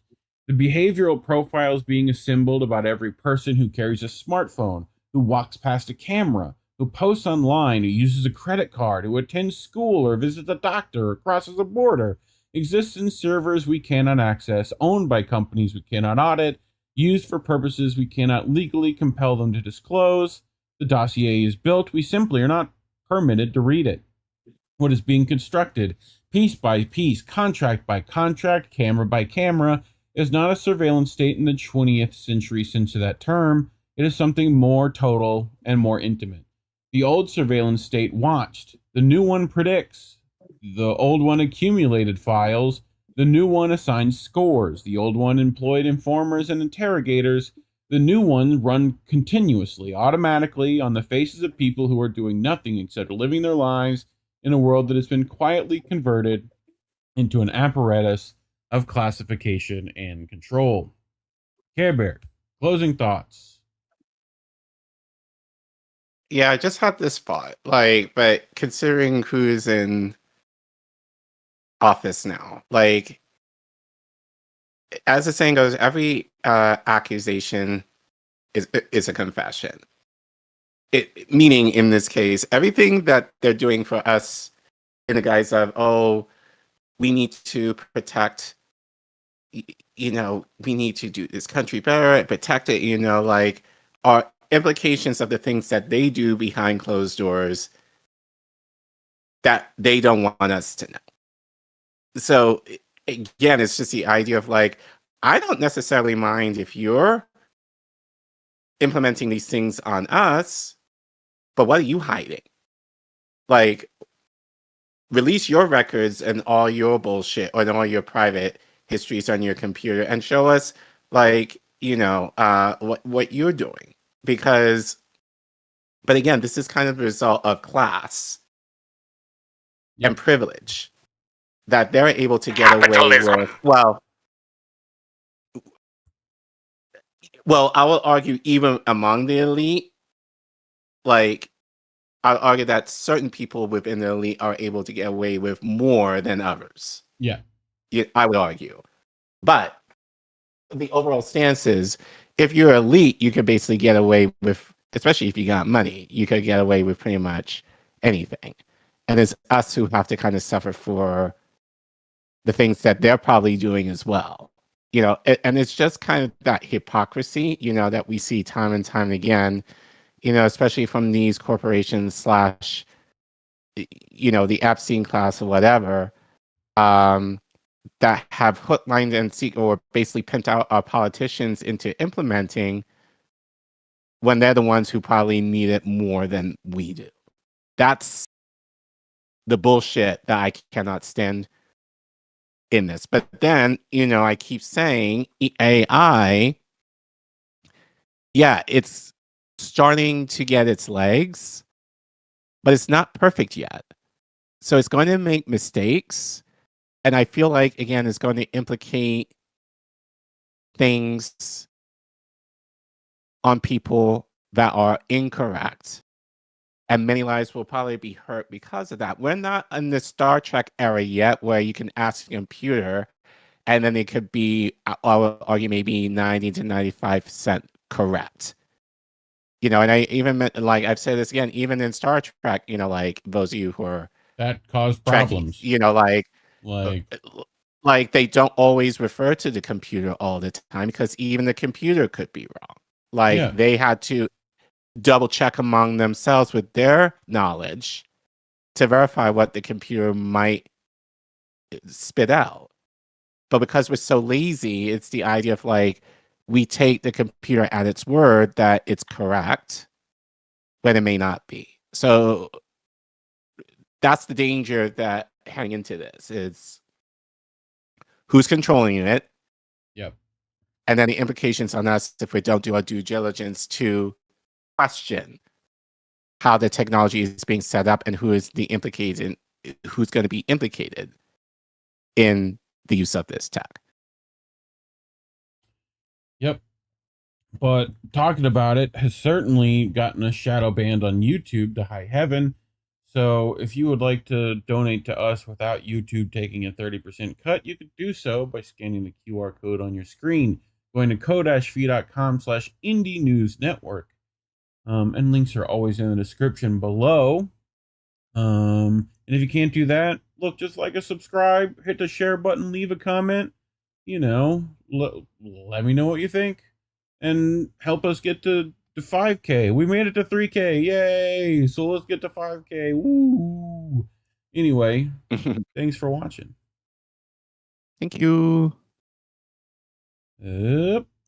Coolio.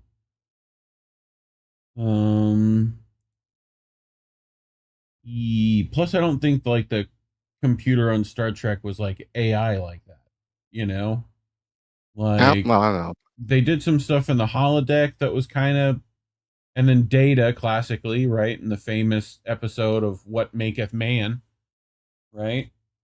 That stuff, but even Data was fallible, Right. So, like, they knew it wasn't perfect.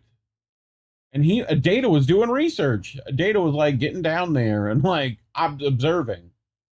So, I think it was Driving Me Macy at the start of the show saying we have to use caveman tools against AI. Gruck use hammer. Hammer Gronk hit smash. Sure. There's definitely some things that you shouldn't do to flock cameras and data centers, like planting bamboo near them and, all sorts of fun stuff that you guys can look up on your own. Driving Me Macy, AI equals lazy. Sure, especially for critical thinking. I thought the robots were supposed to help the workers, not replace them.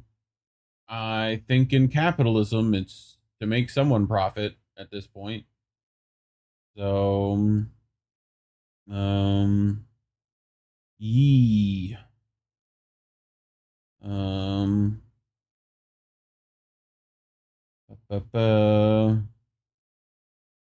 Everyone cues guess. Yeah, I think that's what the Epstein class, a distraction to prevent them from scamming everyone.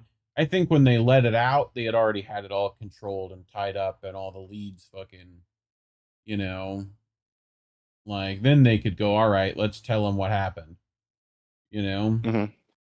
So, but AI grew my potatoes. For some reason, they became broccoli. Why does that sound like a Mitch Hedberg joke in my head? You know, like, I bought a house the other day. It had cathedral floors. You know, Mitch Hedberg's jokes are just the fucking stupidest, but I love them so much. But anyway, yeah. All right, you ready for our next one?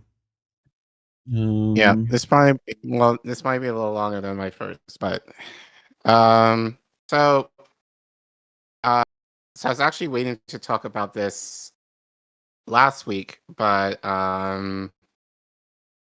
fortunately, Margaret Kimberly from Black Agenda Report wrote about this, so I decided, in light of Declaration of Independence was this past weekend, and kind of going off the theme of how Declaration of Independence did not necessarily include Black or Native people. I felt this would be kind of a good continuation of that, and I think, especially given my last segment, I think this will be a great tie-in. So I think it had to be like over a week and a half ago. Obama said some shit regarding George Washington that it didn't get a great reaction from folks. So we'll get into that in a second, what he said. I'm sure some of you have seen that viral clip. But we're going to hear what Miss Margaret Kimberly has to say about the whole thing. So she writes about Barack Obama, George Washington, and the 4th of July. So she writes, the opening of the Obama Center in Chicago has brought Barack Obama back into the spotlight, although he offers nothing new. He will be in the pocket of the oligarchy for the rest of his life, and that means he must continue to erase the history of Black people in order to stay in their good graces. Now he praises George Washington, the slaveholding genocide heir. The 250th anniversary of the signing of the Declaration of Independence once again raises the issue of the lies that were taught as historical fact and how those lies impact Black people to this day. The July 4th celebration is the commemoration of the founding of settler colonialism, genocide, and enslavement, but it is also a legal holiday that brings time off of work, fireworks, travel, and traditions of family gatherings and social events. Black people partake in all these activities while knowing that the independence that took place on July 4th, 1776, was nothing of the sort for their ancestors. We are all well aware that the men known as founding fathers, such as George Washington and Thomas Jefferson, author of the Declaration of Independence, were slaveholders. The depth of that depravity is also well known. Thomas Jefferson fathered 6 children with Sally Hemings, one of the slave people he held, who was also his dead wife half-sister. Sally Hemings first became pregnant by Jefferson when she was only 15 years old. Anyone who attended school in the United States learned that George Washington married a woman named Martha. We were not taught that together they held more than 300 human beings between them and under terrible, cruel conditions, including taking teeth out of their mouths. I confess I've been staggered in my belief in the efficacy of transplantation. Every school child was taught that Washington had wooden teeth, but not that some of his teeth in his mouth or in his dentures were taken from enslaved people. In May of 1784, Washington paid several unnamed Negroes, presumably Mount Vernon slaves, 122 shillings for 9 teeth. There's no comfort in knowing that people who had teeth extracted in the era before anesthesia were paid any amount of money at all. It is a height of understatement to say that such a transaction was an unequal one. The cruelties inherent in the chattel slavery system were many, and only those who are most devoted to white supremacy try to deny them. They range from extracting teeth to whipping and upper physical abuse, family separation, starvation, and sexual assaults, all endured while under forced, unpaid labor. Former President Barack Obama, who we are told is incredibly intelligent and well-read, nonetheless felt compelled to give one of his once famous slaveholder a pass. Obama's endless promotion of the newly completed Obama Center included an MS Now interview with Michelle Norris. Like all presidents, Obama is an errand boy for the oligarchy, but he holds a special place for them, which is why he has to give fluff piece interviews to the Democratic Party's favorite network. Like other presidents, he left the White House with the usual payoffs of book deals, speaking fees in the millions of dollars, and friends in high places who raised $850 million for a monument to its more effective evil and to the fake democracy that he personifies. The system must impress the gullible into believing that they had a stake in what presidents say and do, when in fact the opposite is true. One of the reasons that Obama is a president for life, that is to say one who is always useful to the ruling class, is his commitment to erasing Black people's experiences in history. The very thing that made him so useful keeps the grift going, and apparently on a personal level, keeps him going too. In discussing what he refers to as the contradictions of U.S. history, Obama felt compelled to once again throw Black people under the bus for a paean to George Washington. So we'll watch the clip to see exactly what he said. So go ahead. I think sometimes we get confused in thinking that these two stories are completely separate. They're intertwined, right? And which is why it's possible for me to be a great admirer of George Washington and also acknowledge he was a slaveholder. And that does not negate his greatness. It simply acknowledges that there's a profound, deep flaw in these founding fathers who were also geniuses and gave us these tools. And which is true of all of us, right? It's true of every president. It's that we're this mixed bag. We got contradictions and embody the country's contradictions. And so I do think that what's striking is right now we've got a president in the White House who seems to have embraced and embodied, in a way we haven't seen in a very long time, this other story. Dumb, stupid, or dumb, huh? Well, again, you watched my previous segment. This has been ongoing. This is not unique to Trump. It's just that right now, at least definitely under him, it was just more sanitized. So I stumbled upon this actually when I was actually within the last couple of hours as I was putting these video clips together. So the next short that I want to play is from High Learning. I think that's the podcast that Van Leif, I think that's his name. No idea. I think he used to work on TMZ or whatever, but I think he's doing his own podcast now. So I forgot his co-host on this, but they were actually having the discussion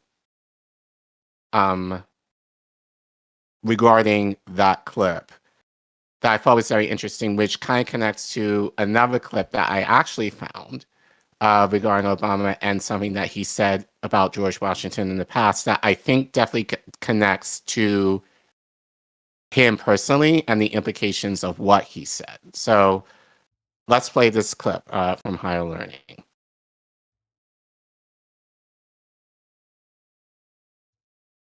Can you hear? Oh. I got it. He's way more George Washington than he is Vanner or Rachel. And I think sometimes we get confused in thinking that these two stories are completely separate. They're intertwined, right? And which is why it's possible for me to be a great admirer of George Washington and also acknowledge he was a slaveholder. Flaw in this, right? To say you admire someone means you revere them. You have deep respect for the things they did, for what they value, for their morals. You can't separate the fact that before he was the president of the United States, he was the president of the Constitution Convention, which established that black people were 3/5 a person. I'm never going to call that person an admirer. And you can go down a number of list of things in order he did to protect his wealth, to protect his property. And I'm not talking about his house or his land. I'm talking about slaves, things that he established with his power as president in order to keep black people in their place so he could be great. That is not somebody you can call an admirer. Obama admires George Washington. He's way more George Washington than he is Vanner or Rachel. Like, it's not even close. Rachel, like, way more. Like, he's way more George Washington than he is me or you or anybody in this room. And he would have to be, because he became the president of the United States of America. The reality is the belief in America, the structures and the systems of America that George W. Bush had to have, that Ronald Reagan had to have, that Bill Clinton had to have, that all of these people have that we criticize all the time, Obama has them. So when you're asking Obama about an American president, Obama's going to go, yeah, look at that guy's a genius. Obama is defending not just George Washington's identity, he's defending his own. Because just to be real, he had to JSOC people, extrajudicial killings of terrorist he had to do some of that stuff. So when he says that, I think he was being very, very genuine. We can agree to disagree. I understand your point. There is a commonality that they have as being presidents. The difference, I would say, which is why I don't say he's more like them than me, is because to me, George Washington and Barack Obama are never going to be motivated by the same things because of their different lived experiences to run for political office. That is my opinion. Well, Rachel, I disagree with you. Like, both of them are wrong. Both of them are right. Dumb.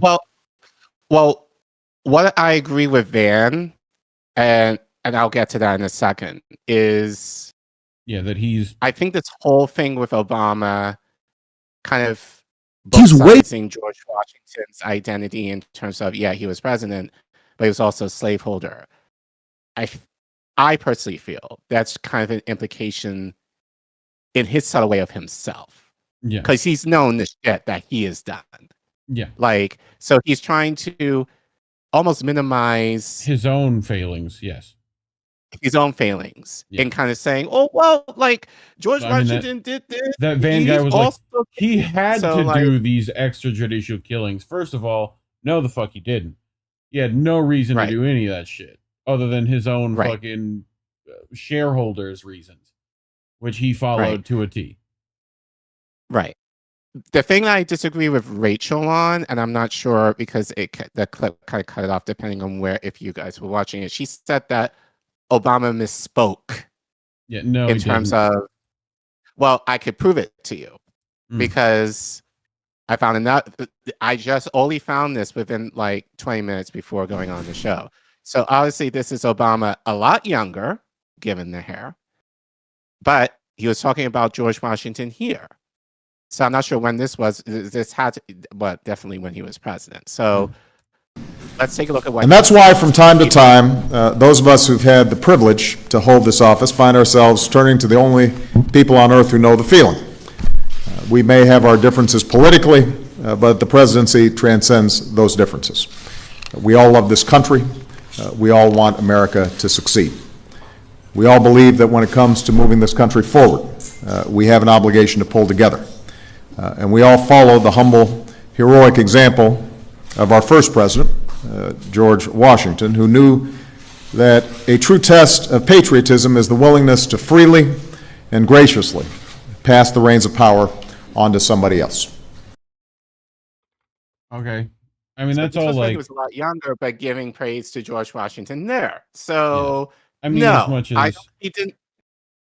Go ahead. It's just this like flowery speech writing that like it's like Aaron Sorkin produced. You watch The West Wing? I hope. Like you should. I don't know why. You also shouldn't. It's like this. It's politics. I'm not sure if I watch it now, given where we are now. Like you could. It's tough for those of us who watched it then, like because it's like this romanticized version of politics then, right? But like it's exactly the type of like stuff that Obama used and liberals use all the time to manipulate people. Once you realize, right? But this like. If we hold to the ideals America really stood for, and I'm like, bitch, it didn't stand for any of those things. Like, right. So, but that's just like trying to appeal to the lowest IQ American public nonsense.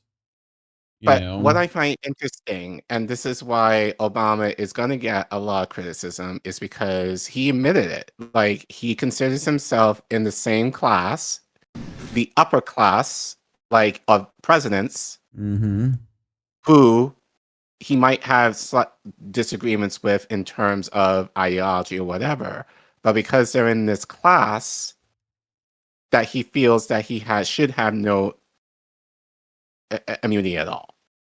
Like he feels that in a lot of ways he deserves, in my mind, what he's able to do because of his position.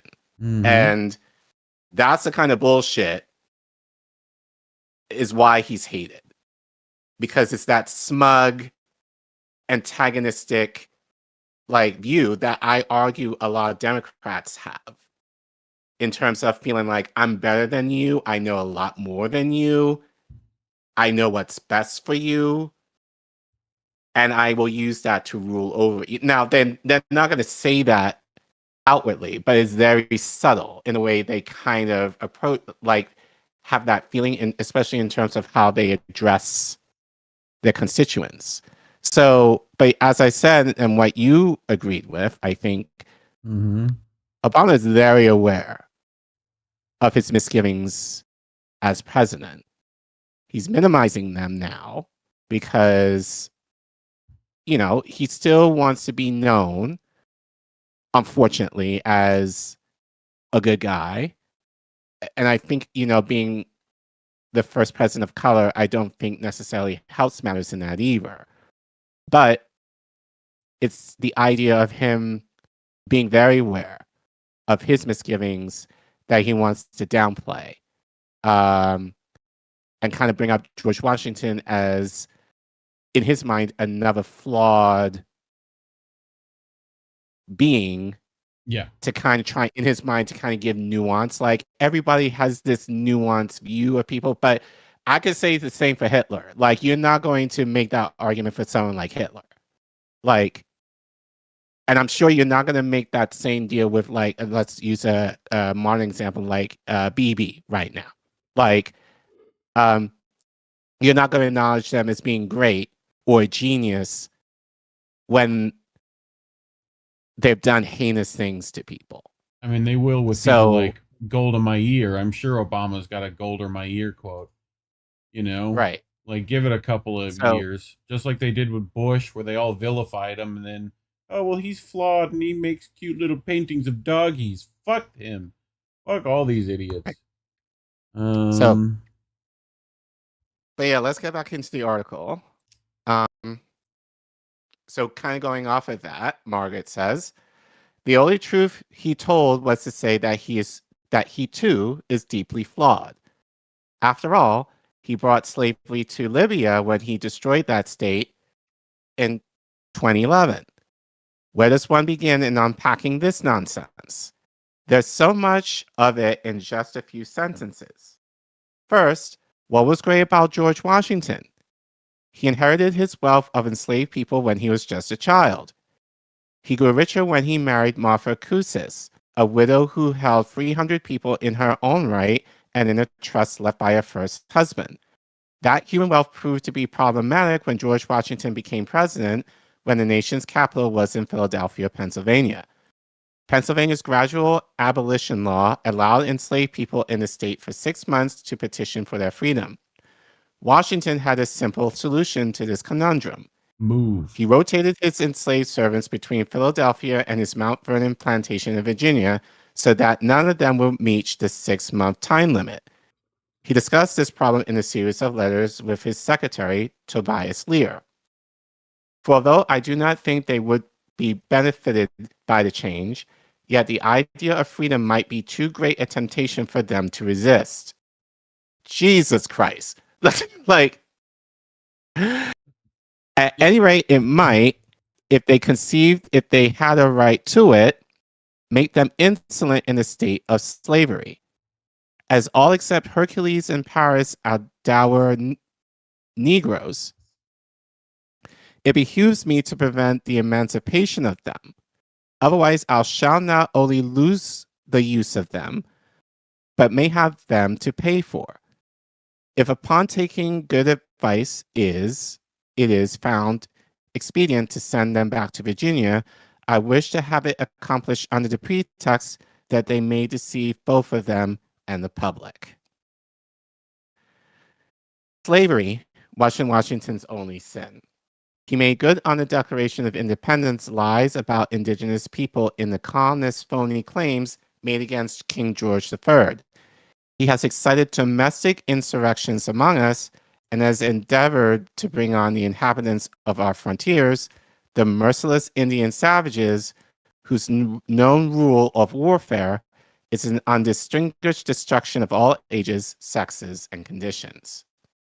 The accusation was indeed a confession, and Washington himself used some of the same words in 1779 when he ordered an attack on the Iroquois Confederacy. The expedition you are appointed to command is to be directed against the hostile tribes of the 6 nations of Indians with their associates and adherents. The immediate objects are the total destruction and devastation of their settlements and the capture of as many prisoners of every age and sex as possible. Jesus. It would be essential to ruin their crops now in the ground and prevent their planting more. I mean, this sounds like Netanyahu. Sure. Like, and you're calling him wipe out the a genius. people of Amalek or whatever. Right. Yeah. Similar language. Washington got exactly what he wanted. As General John Sullivan reported, we have not left a single settlement or field of corn in the country of the 5 nations, nor is there even the appearance of an Indian on this side of the Niagara. In all likelihood, genocide of the indigenous nations would negate Washington's greatness in Obama's eyes either. No. It is interesting that as Obama spoke of absolving Washington of his crimes, he became visibly more nervous, less sure of himself. He realized that his whitewashing of history will not go over well. He was correct. He was widely vilified even by Black people who usually defend him, and his effort at upholding the history of white supremacy didn't find an audience with the right either. A Fox News headline shrieked, "Obama takes new swipe at founding fathers ahead of America's 250th birthday."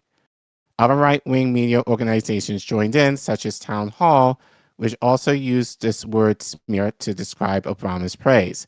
It was actually funny to see Obama, 9 years after leaving office, still trying to curry favor with racist white people who always hate him, even if he says what they say.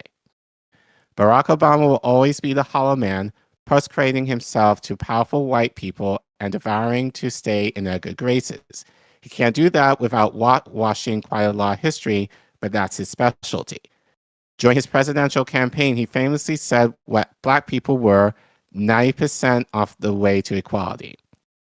As always did so well, Glenn Ford called out the lie in Black Agenda Report in 2007. Barack Obama's mission is not to crumble the walls of a U.S. Jericho, but to ascend to the pinnacles of power for its own sake. His campaign is fueled by mega million dollars and exceeds even his political twin, Hillary Clinton. The enthusiasm for Obama among the rich is rooted in the desire to once and for all dismiss the Black problem. which requires a black figurehead to accomplish. Obama is that man. He is a loyal and trusted vassal. That's why, during the entire term in the U.S. Senate, he has never stood up, has never confronted power, but has always sent the right signals to the rulers and asked you to gauge general right anxiety about ongoing, raging racism. On July 4th, 2026, the only way to remember that date in 1776 is to acknowledge that slave-holding colonists wrote a creed full of lies because of King George's III's proclamation of 1763, which forbade land speculators like George Washington from expanding their territory beyond the Appalachian Mountains. They also feared that the British would abolish slavery. The Declaration of Independence is a lie written by greedy, corrupt, and racist people who waged a war in order to conquer a continent through terrible means. Obama has proven once again that he has a kingship with them and with the very ideas that founding the United States. The flowering language used to lie to millions of people decade after decade must be ignored. In that interview, Barack Obama told the truth about himself. He is a believer in and an agent of white supremacy. I'm sure you don't have anything to say, but I'll check in. I mean, and I can always lead us into the next bit too, since I brought that nonsense, and we don't even need to read all of it. I just for ourselves and our audience, I know everyone knows this here, I'm wondering how many nails in the coffin on all these politicians do people need to make them irrelevant? And especially the media institutions that uphold them on top of that. There's no reason you need to get updates from MSNBC or Fox News or any of that shit. They're already moving on to controlling independent media spaces. So that shit's old hat, But I brought this. This is from Democracy at Work, Isaac G. Bloom. And he brought something I didn't know was happening. But it made complete sense to me, and it will kind of reiterate my point. But he writes about years ago, him and his friend had a running joke. What if former President Barack Obama guest starred as himself on an episode of Curb Your Enthusiasm? Obama would commit some minute faux pas, probably wholly unintentionally, that would inflame Larry David's misanthropy and paranoia. Obama would then respond in an unusually lofty oratorical manner, further provoking LD's ire. The possibility of his guest appearance actually happening, we argued, was not so far-fetched. At this time, Trump was bulldozing popular notions of what a president, former or current, could get away with in public, and we were familiar with the photos of Obama and David rubbing shoulders at a fancy golf course on Martha's Vineyard, a favorite vacation spot for David and the eventual site of Obama's multi-million-dollar summer home. Obama, like other celebrities who play themselves on Curb, could take some welcome dressing down for his self-importance and petty grievances, while also reminding Americans of his grace and charisma. It was nonetheless a bit shocking and bizarre when HBO announced Life, Larry in the Pursuit of Unhappiness, an American history-themed sketch show with David at the helm.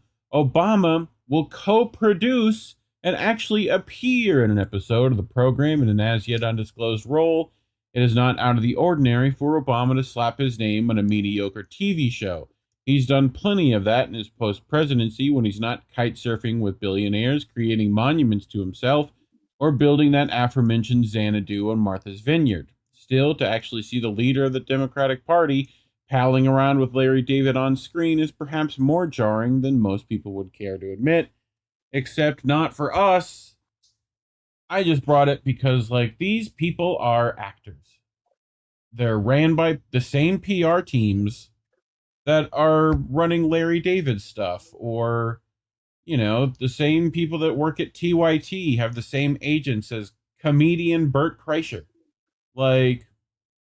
These are, like I said, entertainers and actors. They're just now in the political reality show we call the U.S. government. So, like, right. If you think about that as like all of everything they say, especially on camera, especially when they know people are watching, the things they do, like it's all in service of whatever narrative needs to happen. Like whether that's distracting you, whether that's getting you upset, they use all the emotional tools at their like disposal.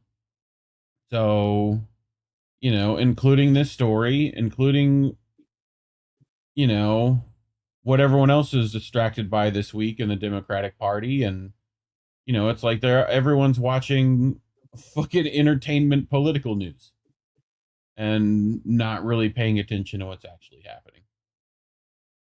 My opinion, Yeah. So, anything else you wanted to add? No. Well, actually, I want to read the slide after this. Okay. So let me find it. Because I think it answers kind of some of the questions that I think some of our audience might be asking. I think it's slide 67. Yep. I got you. All right. 6, 7. Why should we care about this? For starters, Obama is the de facto leader of the Democratic Party.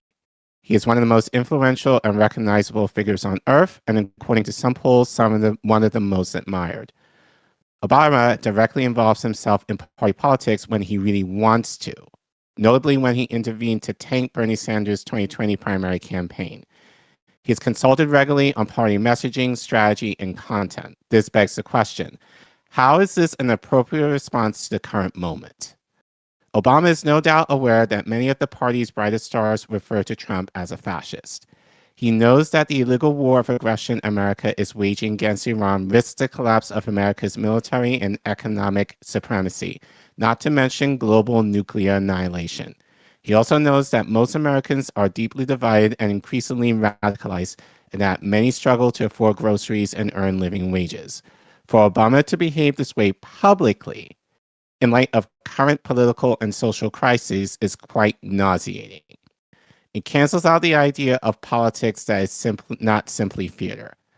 Such complacency disarms the growth of mass opposition to injustice. In some cases, it gives rise to disillusionment and despair. For others, it's a galvanizing reminder that bourgeois politicians are not coming to save us. Thank you. I mean, and it's also like, even these things, he knows that most Americans are deeply divided. He knows the Iran. He also knows and was complicit in those proceedings. Like, and there's this idea that these politicians should be better. The ones that are, they're not. I have no, in no way will we get them to be what we want them to be. Like, once you kind of realize that and go, okay, let me figure out some ways to solve these problems without them, we can start moving on, Right. And that kind of relates to, we're not going to go into the story for obvious reasons. We don't do that here. You can watch other shows if you want to know more of the hot topics, but this definitely applies to a certain person in Maine who is trying to run for Senate this week. And I was saying to Reef last night, the only people that I feel, and you were kind of like, what, not whatever, but you were kind of like, like the people I feel bad for are the voters. And like, not us, because I think, especially given, and not necessarily you guys who are watching, because I think you guys are intelligent enough and smart enough and aware enough to know, as I say, the patterns in politics right now, to know that you shouldn't be dependent on these people in order to save you.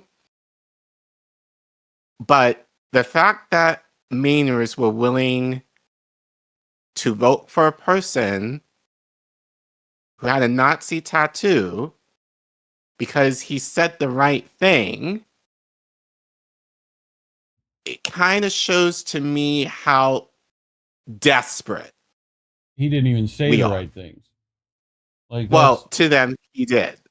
Or at least sure. the bare minimum of what we should have anyway. Yeah. You know? To them. But, right.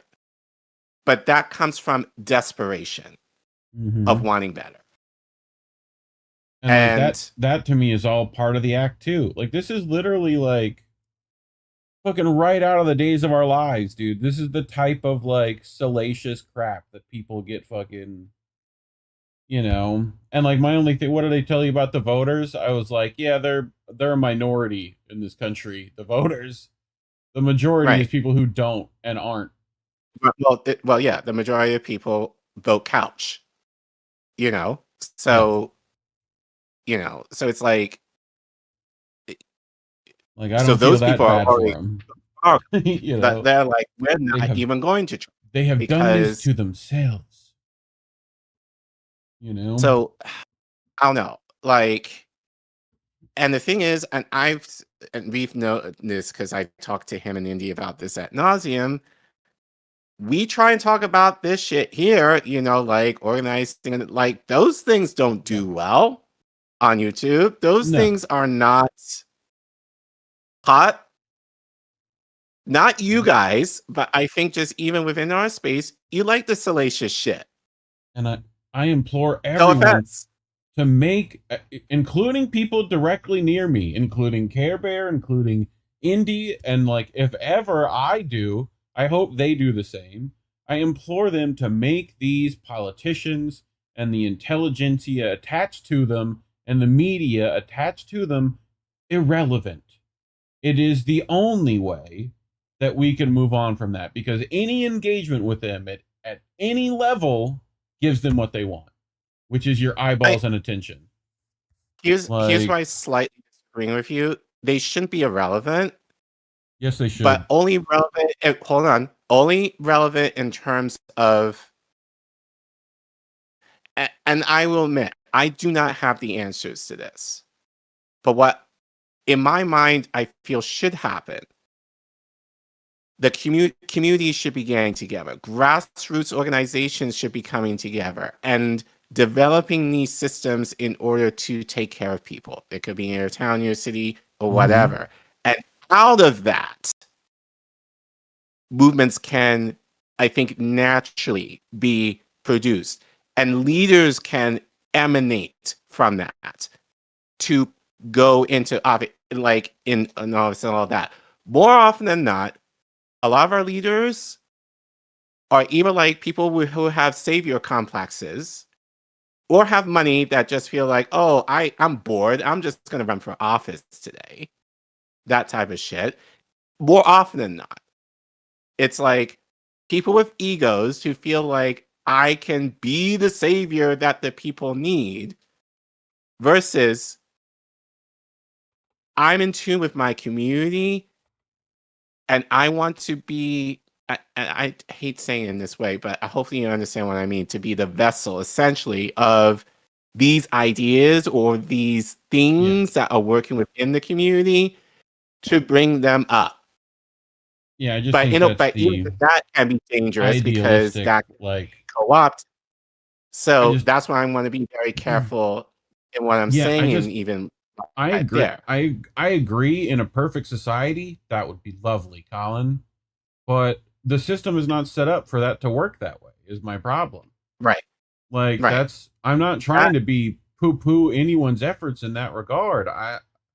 I'm just trying to think practically as far as where, and like my whole thing with the irrelevancy of it, none of those politicians hold the real power. So like even you exposing them, quote unquote, like they should already be exposed to people if they haven't by now. Like you either need to catch up or, you know, like you're not going to figure it out.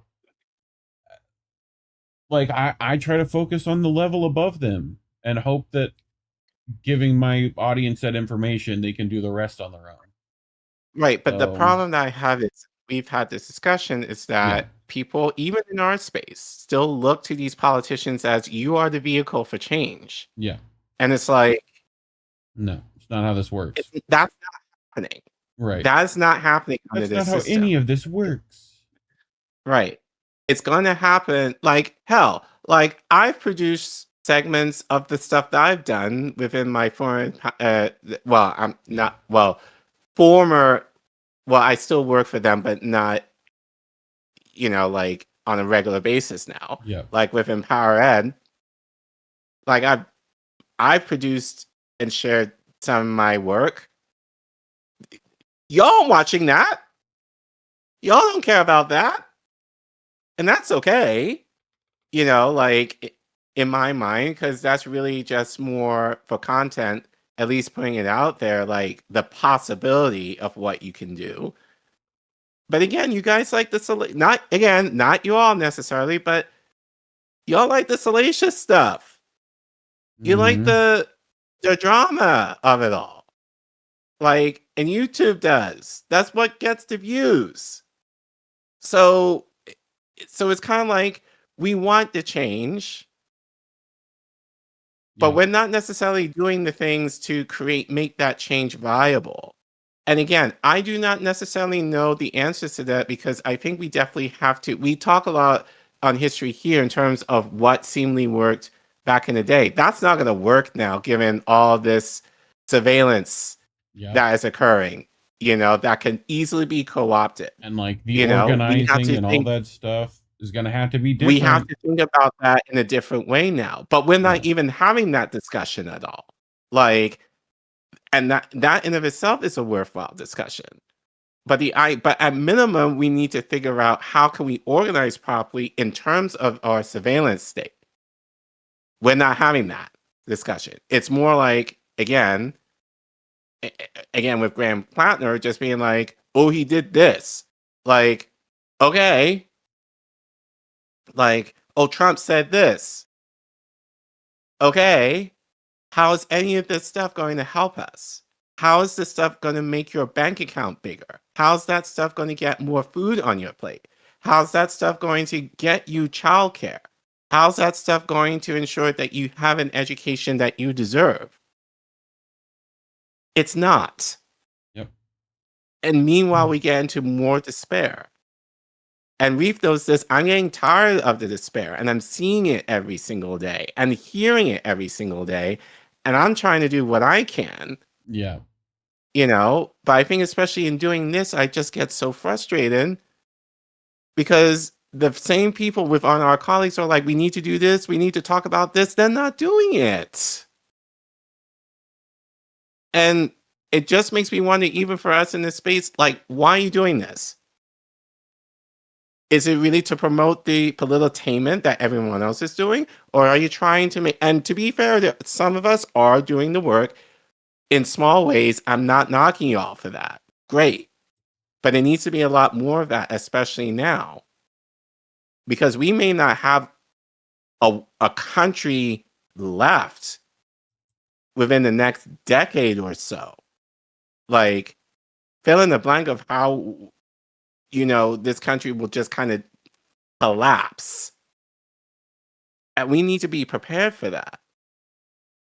But again, we're not having that discussion at all.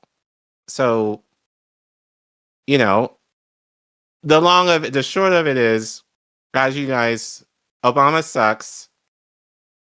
Like, Thanks, Obama. He's adjacent to white supremacy. He only comes in just to say the niceties, just to make people feel nice and fuzzy and nostalgic for him when he's did some awful shit himself. And he's useless too. Because I remember, when Trump's first time, he was out. Like, he didn't say shit. He didn't do shit. He didn't organize shit other than to fuck Bernie over. But that was pretty much it. Like, and now he's super rich, so he can just live lavishly and now has a library in Chicago that, by the way, I mentioned this, people on the South Side were not happy with that. Yep. So that's maybe that could be another story for another time. But, he's part of that class, especially given that he is president. He's part of that presidential class where he's protected. Like, it's easy to idolize him in terms of the other presidents, which is why he's able to give praise to George Washington. He's part of that class. Yep. He's in a unique way given that position and status. So, especially as you said, he's friends with them. Mm-hmm. Like with Bush and Clinton and all these other motherfuckers. Yep. So, but yeah, I'm gonna make people mad, maybe, but I don't care. But that's why I think I make people more madder than you do. I'm telling them not to look at the fucking like train wreck as they go by. And they're like, what I wanna. Like, all right, okay, go ahead. But definitely talking about this will make us suppress. Although the algorithm might find us in favor in at least mentioning that. Who knows? Yeah. But we're not dependent on that. We're dependent on you guys to help us financially. So if you want to help us, scan the QR code you see on your screen, or you can go to the Ko-fi link you see at the bottom of your screen. If you're in the YouTube chat and live, you can type in !, donate, and the link will pop up. You can also give on Substack, PayPal, Cash App, or Patreon. Links are always in the description below. And if you cannot give for any reason, we more than understand. Please help us by liking and subscribing to our content, and make sure you share our clip. Sorry, not sorry, especially for your liberal friends who may like Obama. Make sure you leave a comment, and does any of all of what he's doing surprise you? How did you feel in terms of his statement regarding George Washington and the implications for his presidency? Let us know in the comments.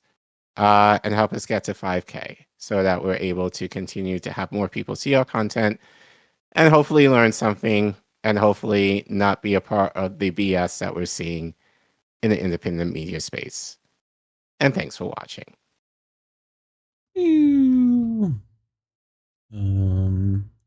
We're sorry. We're sorry. We're sorry. We're sorry. In the chat, we got... I just thought that it might flow nicely. Sure. To your next one. Into my next one, yeah. We'll see. It might. I was looking for people talking about Obama's when he drank the water in Flint. Honestly, another fucking acting thing. Yeah, honestly, that should have been the nail to the coffin. Honestly, with that stunt, like, especially among the black community, that should have been the thing that should have been like, fuck off, but didn't. Yeah, I mean, I keep, I keep wondering, like, what does it take for people to actually be pushed into like irrelevancy? Like, if we know that they're compromised and they don't know what they're talking about, and that they're, like, eventually, when do people not about politics pay attention? Yeah, here's the thing about politics that most people don't know, and I only know this because I've had some behind the scenes stuff in terms of the stuff that I've done in DC. I'm gonna whisper it. Politics is boring. It shouldn't be dramatic. Like, a lot of the day-to-day stuff that they do, you will go to sleep. Ideally, you should go to sleep. Like, it is not fun. It shouldn't, and I don't understand why it's become somewhat celebritized, if that's not a word, but like, you understand what I mean. You're a celebrity. Like, I think of Mandani right now. Like, I was in New York a couple of weeks ago, like, in the gift shops, those gift shops they have in New York. There are t-shirts from Mandani with his face on them. It's like, this shouldn't be a thing. It should not be a thing for a mayor to be deified like that. Like, all on purpose. but somehow we've turned our politics into entertainment. Yeah. Or as you Team say, like a sport soap opera. entertainment. Yep. Yeah. And it's just like it's the people maddening. who focus on, the people who focus on every bit of celebrity drama and tell you who Nicki Minaj's baby daddy is, and like you're supposed to like know, like the amount of people who don't follow that. Imagine if they stopped doing that with politics too. Like, people understand when it's celebrity gossip. They're like, yeah, that's stupid. Why do you give a fuck? And it's a hard argument for me to make, and clearly I've not figured out how to put it together to where people understand what I'm saying. But like, fuck, I keep trying to tell people, it gets better when you fucking put it, when you actually all those nails in the coffin, Collin. You know what you got to do after you do that? You got to bury them and forget about those corpses and move on. Like, you got to go through your stages of grief, get to acceptance, and like put some dirt on those bitches. I'm tired of the nails. Just fucking ignore them. Like, half the time people come to me with like, when they hear I do politics, they're like, oh, well, what do you think about this? And I'm like, I don't think about that shit. That's not part of this. The fucking world is burning, dude. I don't give a fuck what these idiots are saying. Like, there's bigger fish to fry. But anyway, people are also talking about Cockney rhyming slang. You have a favorite Cockney rhyming slang? You have one that you... What? Cockney rhyming slang. You know about... As a person, you lived in London, right? Yeah. Like, okay, how about apples and pears? Let's go up the apples and pears. Right? What about, have you been telling me any pork pies? Motherfucker, did you watch EastEnders once? Like... Keep in mind, I haven't watched these soap operas since I was a child, and even that I barely remember. With the fucking, they zoom in on the fucking Thames. They fucking with EastEnders on the fucking, you know what I'm talking about. You saw it. Probably. Yeah, no, Cockney rhyming slang was a thing for criminals in London to, Yeah, I know what you mean. I just never heard the term in that way, but yeah. Yeah. Pork pies, lies. I always heard Mike Hunt, which apparently is a youth thing, right? In Cockney rhyming slang. Apparently there's a one before that. What was the one before that? I'll look it up. Hold on. Berkeley Hunt. That was the other one. I don't know. Like, it's my weird Anglophile nonsense, dude. I dig that shit for some reason. I find it interesting. It's like nature documentaries, but if they were white people. You just get to go see what London weird shit is. Be like, yeah, they be different, governor. Like, yes, they do. They're different. But speaking of different, Collin, in the last bit of our outro we play every Wednesday night, what do I make sure gets blown up? I made sure it got blew up. The robot doggos. Stupid robot doggos. So, this is from Caitlin Johnstone, who writes, Today in Dystopia, because that is what we are in. We are in dystopian science fiction. Today in Dystopia, Americans are becoming increasingly outraged by the ubiquitous of Flock's AI-assisted surveillance cameras throughout U.S. cities, Flock officers getting caught in lies, and viral video footage of police abusing their access to the technology have contributed to the outcry, with public vandalism of the cameras taking place with increasing frequency in public spaces. Today in Dystopia, the German government is moving to ban workers from calling in sick by phone in order to boost the economy by reducing the amount of sick leave being taken by corporate employees. Excuse me now. Regulations would require a certified in-person's doctor visit on the first day of sick leave. They're just coming right out and saying that the public exists to serve the corporations now.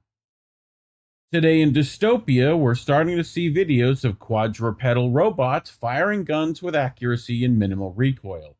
I know we've been calling these things robo-dogs this whole time, but it is a bit of a misnomer when we've known from the beginning they were only ever intended to be an all-terrain carrying system for autonomous weapons to suppress revolutions.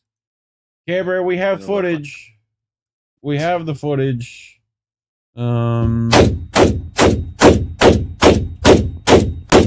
This is what you're up against.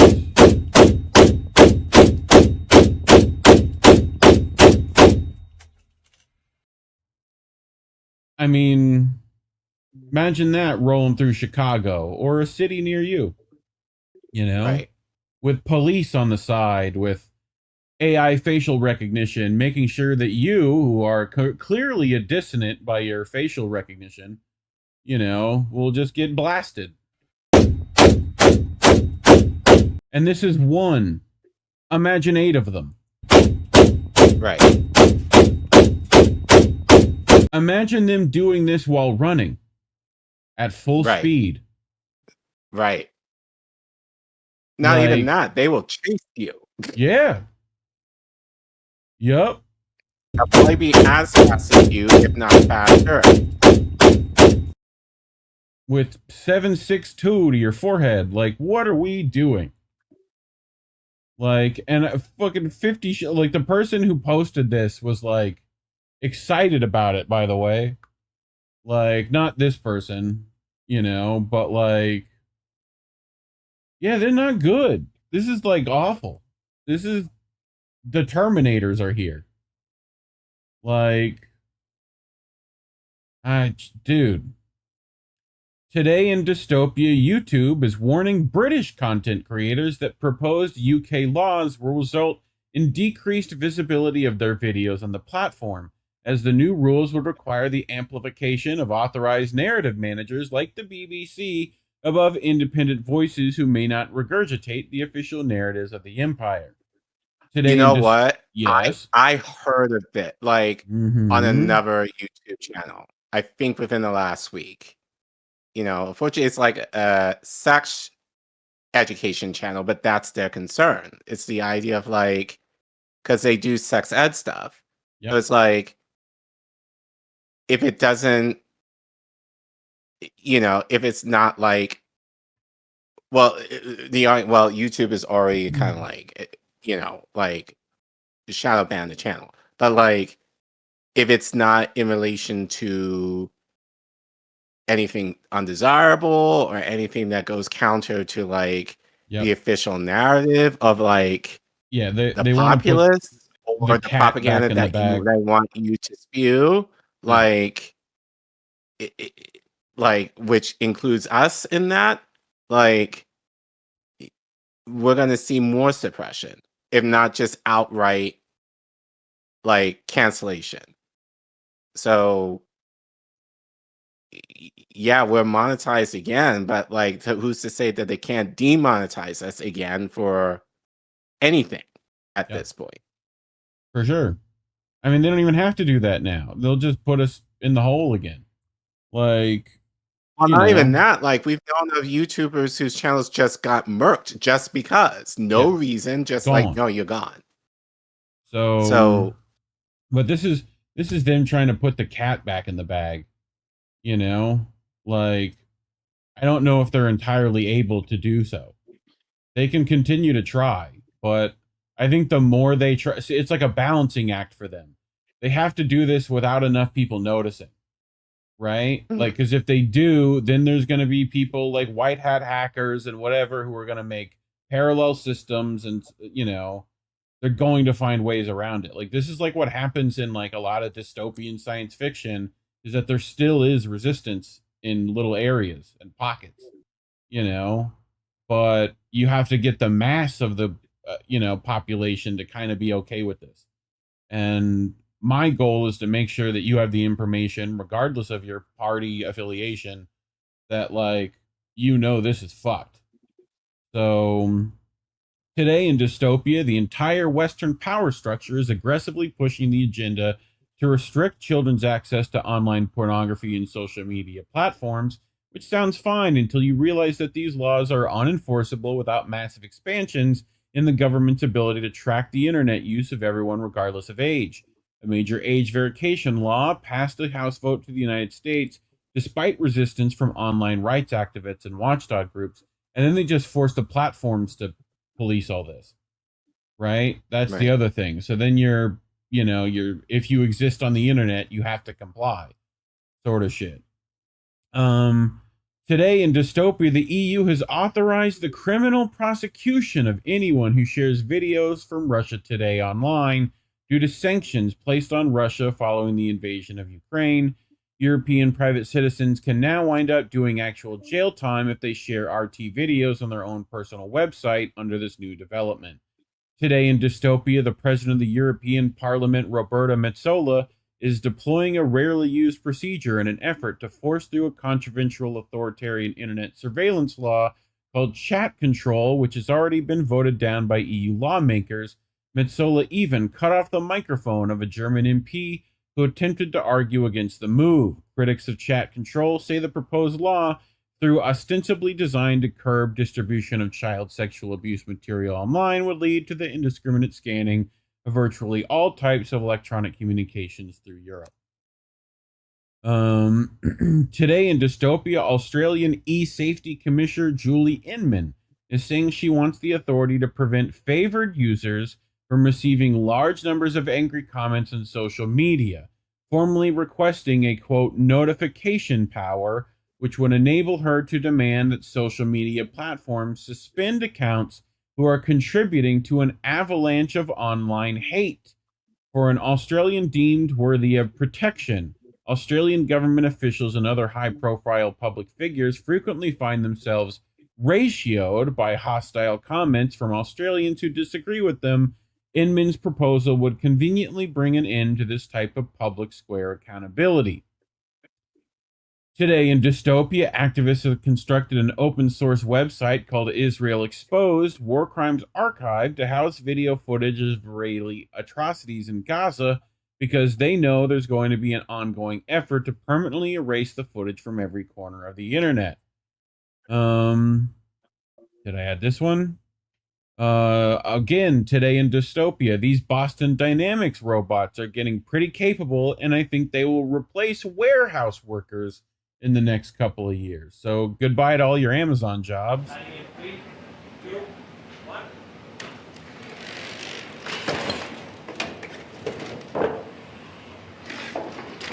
Hey.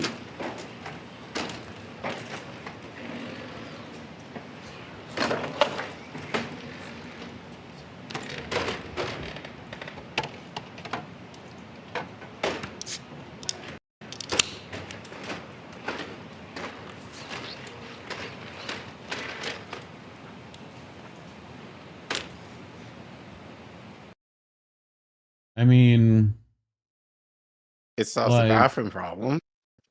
Sure. Yeah. I also saw something, and I need to look into it more.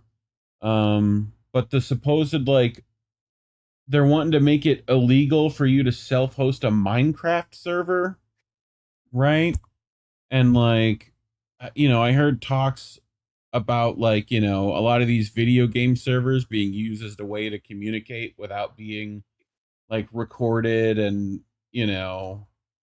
like, spied upon, and that they're wanting to get rid of any things that you can self-host communication with, without their, like, approval. But what else did I see? I had a tweet. Where is it at? I had it here. Where did it go? This. Drag this over here. Do this and this. I saw this. Scientists developed mind-controlling backpacks for cockroaches that let them breathe underwater for up to 3 hours. Hopes are they can be used in search and rescue operations. The fuck? Like, what? That's definitely gonna be used for military purposes. Like, Yeah. today in Dystopia, top Israeli, come on, ministers have been openly and explicitly admitting to the premeditated elimination of entire Shia villages in Lebanon, but the entire Western political media establishment refuses to call it an ethnic cleansing. This is because Western politicians are empire managers and Western news propaganda broadcasters are propagandists. Propagandists. English. Today in Dystopia, the governments are getting more and more secretive while forcing the public to become more and more transparent as our rulers construct a panopticon of surveillance systems all around us and develop robot armies to murder us if we ever try to turn against them.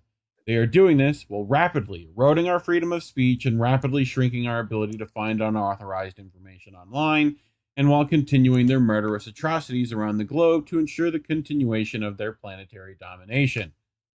The longer we wait for revolution, the more weapons they will have in place to stop us. So says Caitlin Johnstone. Collin, closing thoughts. I mean, we're living in Evangelion right now. We just need the robots. It's worse than that, dude. It's like all the dystopian science fiction. Just pick one. 1984, Aliens, Blade Runner. Like, you pick it. We're there. The Running Man. I'm trying to think of what else we got. What's the one where we go to Mars? Get your ass to Mars. Total Recall. We're also at Total Recall. We're in Minority Report. We're in AI. We're in, plenty of them. So, but as always.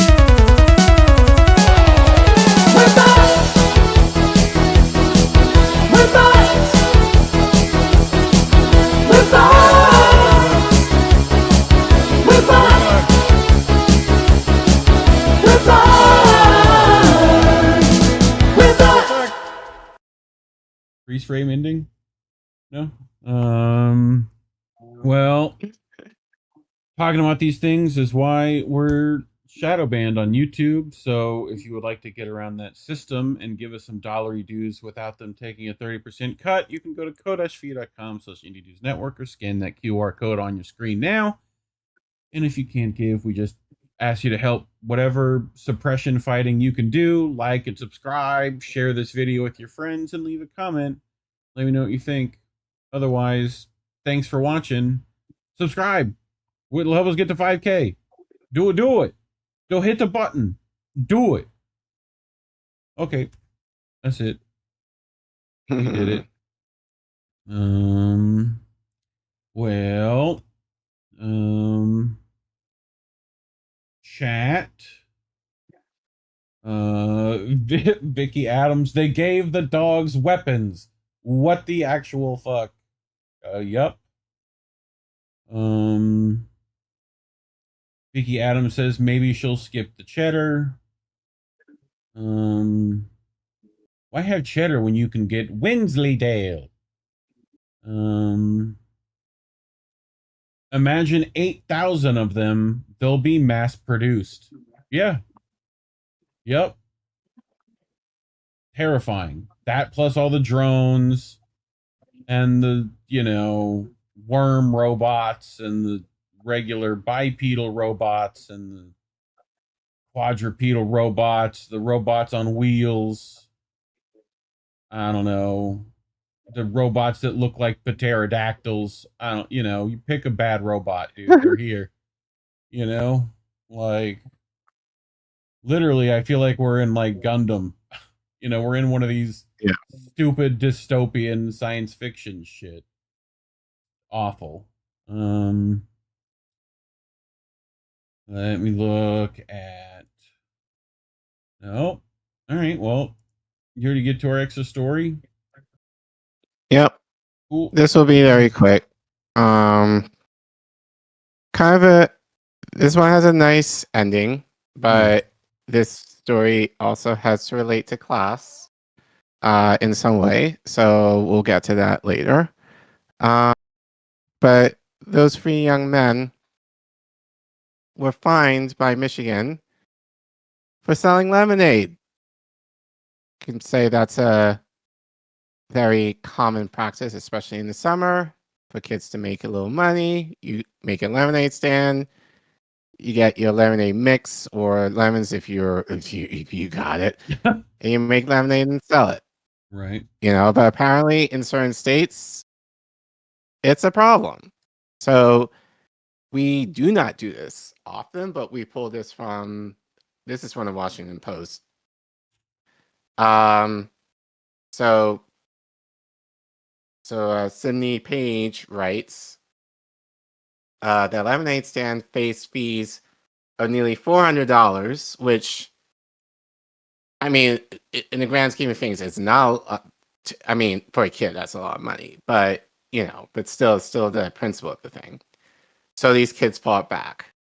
The proposed license fee would have wiped out most of all the profits for the 3 young Michigan brothers. So, as Sydney writes, 3 brothers carrying handwritten letters walked into a community event held by their state representative to air their grievance. They've been priced out by selling lemonade. The Malecki brothers, Ethan 13, Seth 11, and Jonathan 8, had sold homemade lemonade at a farmer's market in rural Michigan for the last 3 years. They charged 50 cents for adults and 10 cents for kids, and also sold painted rocks and hand-picked produce from their own garden plot at the weekly summer stand. A few weeks into last week's summer season in Rogers City, Michigan, the brothers were told by the market's management team, which had recently changed, that they will need a permit from the district health department to sell lemonade. The mother, Jessica Malecki, contacted the health department and learned that if her sons wanted to continue selling the beverages, they would need a temporary food license costing $57 every 2 weeks of the summer. I would go with Milky, by the way, but I could be wrong. Milky.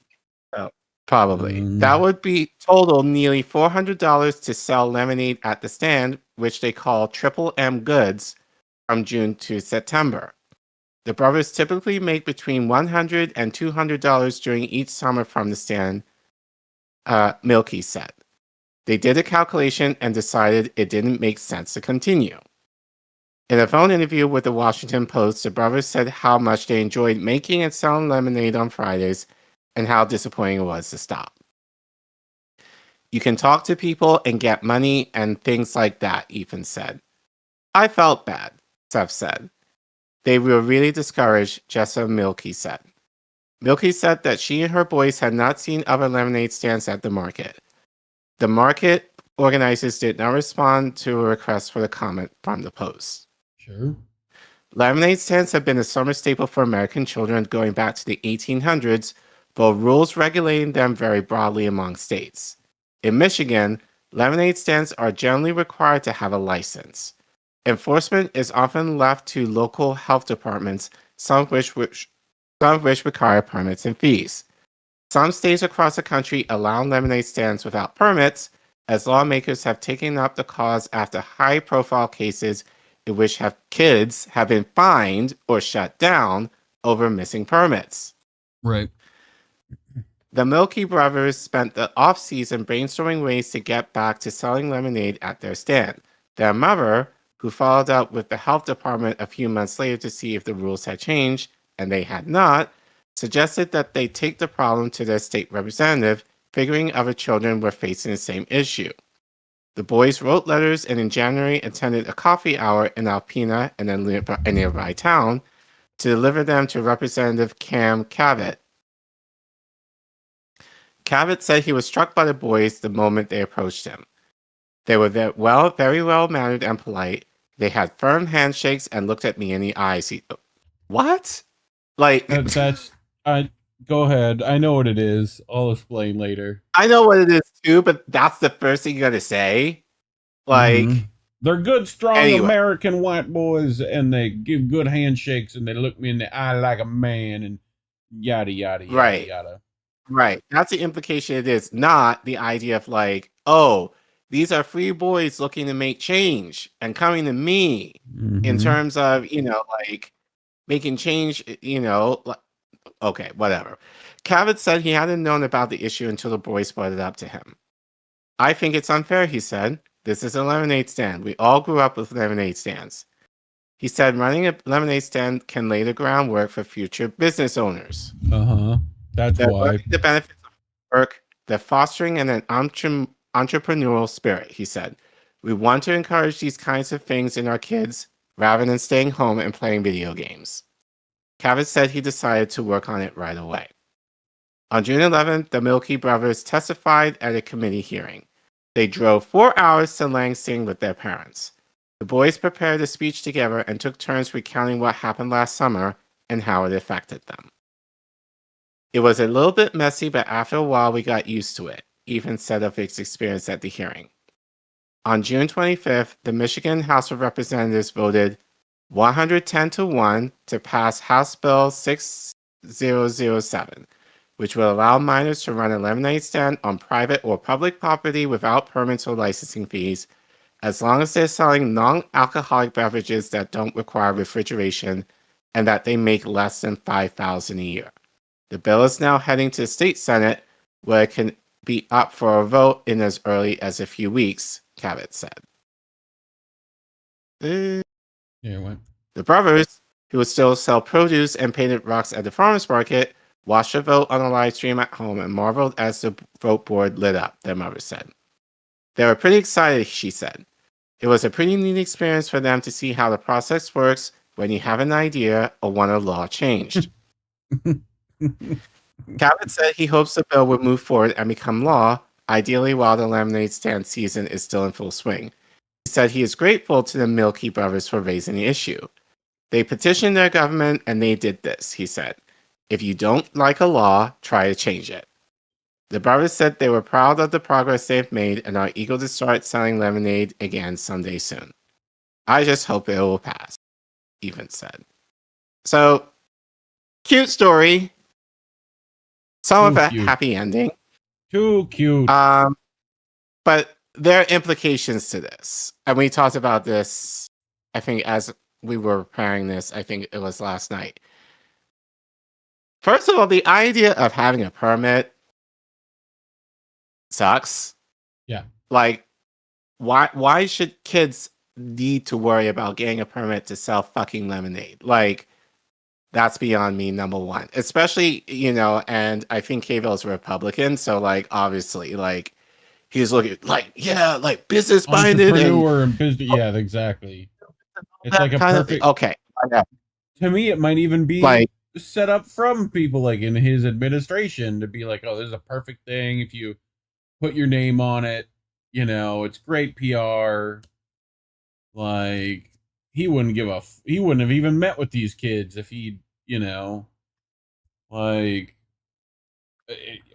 I don't know, Well, you're hinting at it, and we talked, and I said this, like, I know of stories in other states, don't quote me this, I think in New York, maybe, where children get fined, as the stories goes, depending on the state, because they need a permit. Yeah. And if you were of a different color, like, you may not have the money to get the permit, or you may not have the means. Like, this family drove what? I think it was 4 hours to get to, get to Lansing from their town in order to go to this hearing. Like, families may not necessarily have the time to be able to do that. So, like, if you're a brown kid in a city where they did this, would you be able to follow through to have this change, change? Like, not necessarily. So it kind of goes with the class thing. The mother, now granted, it's summer break. So but I assume that whether she had to take off work or whatever, but she had the time and had the means to take her boys, drive them 4 hours to do this hearing, and to their credit, that's what you should do. But I also feel like it's also like, as someone who's had to do this myself many times, having to give testimonies or my council in my city or whatever, like, yeah, they got a great result. That doesn't always happen though. So, it's the idea like this guy is saying, oh, if you don't like a law, change it. You can change it. Doesn't like, always happen, yeah, sir, especially with people like you who are not willing to change it for other means. So, granted, these were kids. So, of course, in this case, it's going to have a happy ending. But that's not always the case, especially when if there's a law that needs to be amended, that it just happens just in a magical sense of like, oh, this happened and they lived happily ever after. That more and often does not happen in that way all the time. Normally it's more like this. How does the Senate vote? Fuck the board! Right. So, but then just even with the idea, like this guy was like, again, you alluded to this. Oh, firm handshake. They looked at me right in the eye and all that. Like, if it were a black child. They hold all the ideals that my shareholders have told me I should have, Right. Right. Like, that was the thing that was like, not for farm working country folk. Right, changing the law. Like, no, it's like, oh, they had firm handshakes. It's always kind of the equivalent of like if a black kid who is articulate, he speaks so well. Like that's what it kind of gave me. That's why I tell Collin, dude, you can't speak for shit. You're terrible at speaking. You need to give that up. Terrible speaking, Speakerson. You speak very terribly, sis. Like, just to make sure I don't ever call you articulate or well spoken. Like, yeah, but regardless, I thought it was again cute, but at the same time, it kind of leads into the class thing. Yeah, obviously, this family was more well-to-do, and were able to do this. Make a stink about it. Get it on Facebook. Get people to all those things. But that's not often the case with every kid who wants to do something like this, and they have a right to do something like this, but may not be able to for financial or like practical means of terms of meeting legislation, meeting with their representatives to be able to do this. So I just want to point that out, of that discrepancy. But at least in this story, it got a nice result. Hopefully these boys are able to sell their lemonade at some point this summer, hopefully. Yeah. Sure. Anything else you wanted to add? That's it. That was kind of good to end on a somewhat fuzzy story, which we don't do that often. But even with that, that's why we're heavily suppressing the algorithm. So if you want to help us, you can scan the QR code you see on your screen, or you can go to the Ko-fi link you see at the bottom of your screen. Or if you're in the YouTube chat and live, you can type in !donate, all one word, and the Ko-fi link will pop up, and you can give as little as $1. Anything will help. We more than appreciate it. Whatever you can give. If you cannot, for whatever, financially you're tight, we more than understand.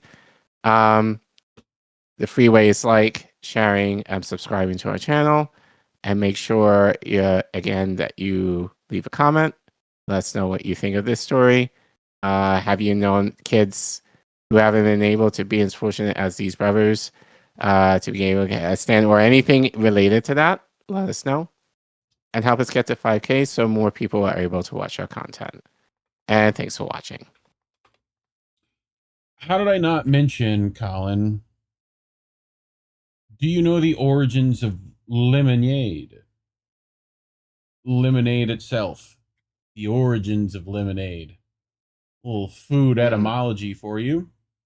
You see, Collin, there was this thing in the South called plantations.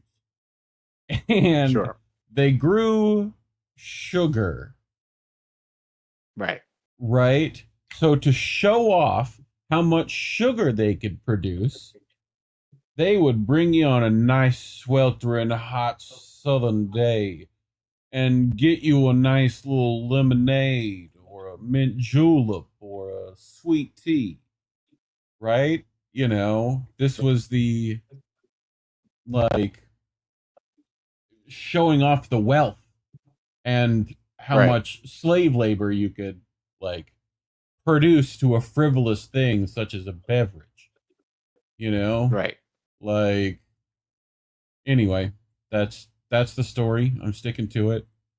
It is the origins of a lot of those Southern classics, you know, that require copious amounts of sugar for Southerners to enjoy them, you know. So, bro, don't have that McDonald's sweet tea down here. They be putting crack in there. I swear to God, I had to give it up. It's like, I had to give it up, dude. Sugar. It's like, it's all is there any tea left in here? No. No. It's sugar water brown. That's right. That's it. Like, but yeah, that's classic like anthropology of that. So, in case you were wondering, well, coming up next week, let's do this, and then, I don't know why it does that. It's so silly. Look, I dragged it over here in a new window, right? I wanted it in a new window. What it did was it put it in a new tab. Why? You knock that off right now. Get out of here, sticky note. I don't need you no more. Oh my God. Computer, what are you doing? Calm down. Jesus. Uppies. So last week, right? This is, I'll link this in chat. And it'll get updated and you're welcome to go look at it whenever you so please. But you know, last week we had, where's Wednesday right here? Here's our show. Look at that. You can click it. You can control click that out. Look at that. And it pulls up the whole little thing and you get the link and all that stuff. So the date and time, what channel it was on. It's very nice. But I don't think Indy's doing anything tomorrow night. But otherwise, same bat times and bat channels for everything else, I do believe. You know, your Fridays and Saturdays with Angel, right? You know, we'll do Boat Sunday. You know, Tuesday we've got Indie show, Indie News Now. You can go check that out. Doing a good job over there. Go watch last night's. You know, he'd cover the Whitney article about Polymarket. You should go give that a read, a listen, a viewing, whatever you want to call it. Anything else I'm missing? So, no. Cool. Well, as always, kids, labels are bad. Stay independent. Good night, fam. Have a good week, everyone.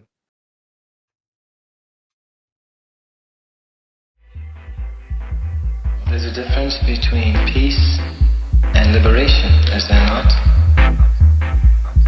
You can have injustice and have peace. Isn't that correct? Peace and be enslaved. Yes. So peace isn't the answer. No. Liberation is the answer.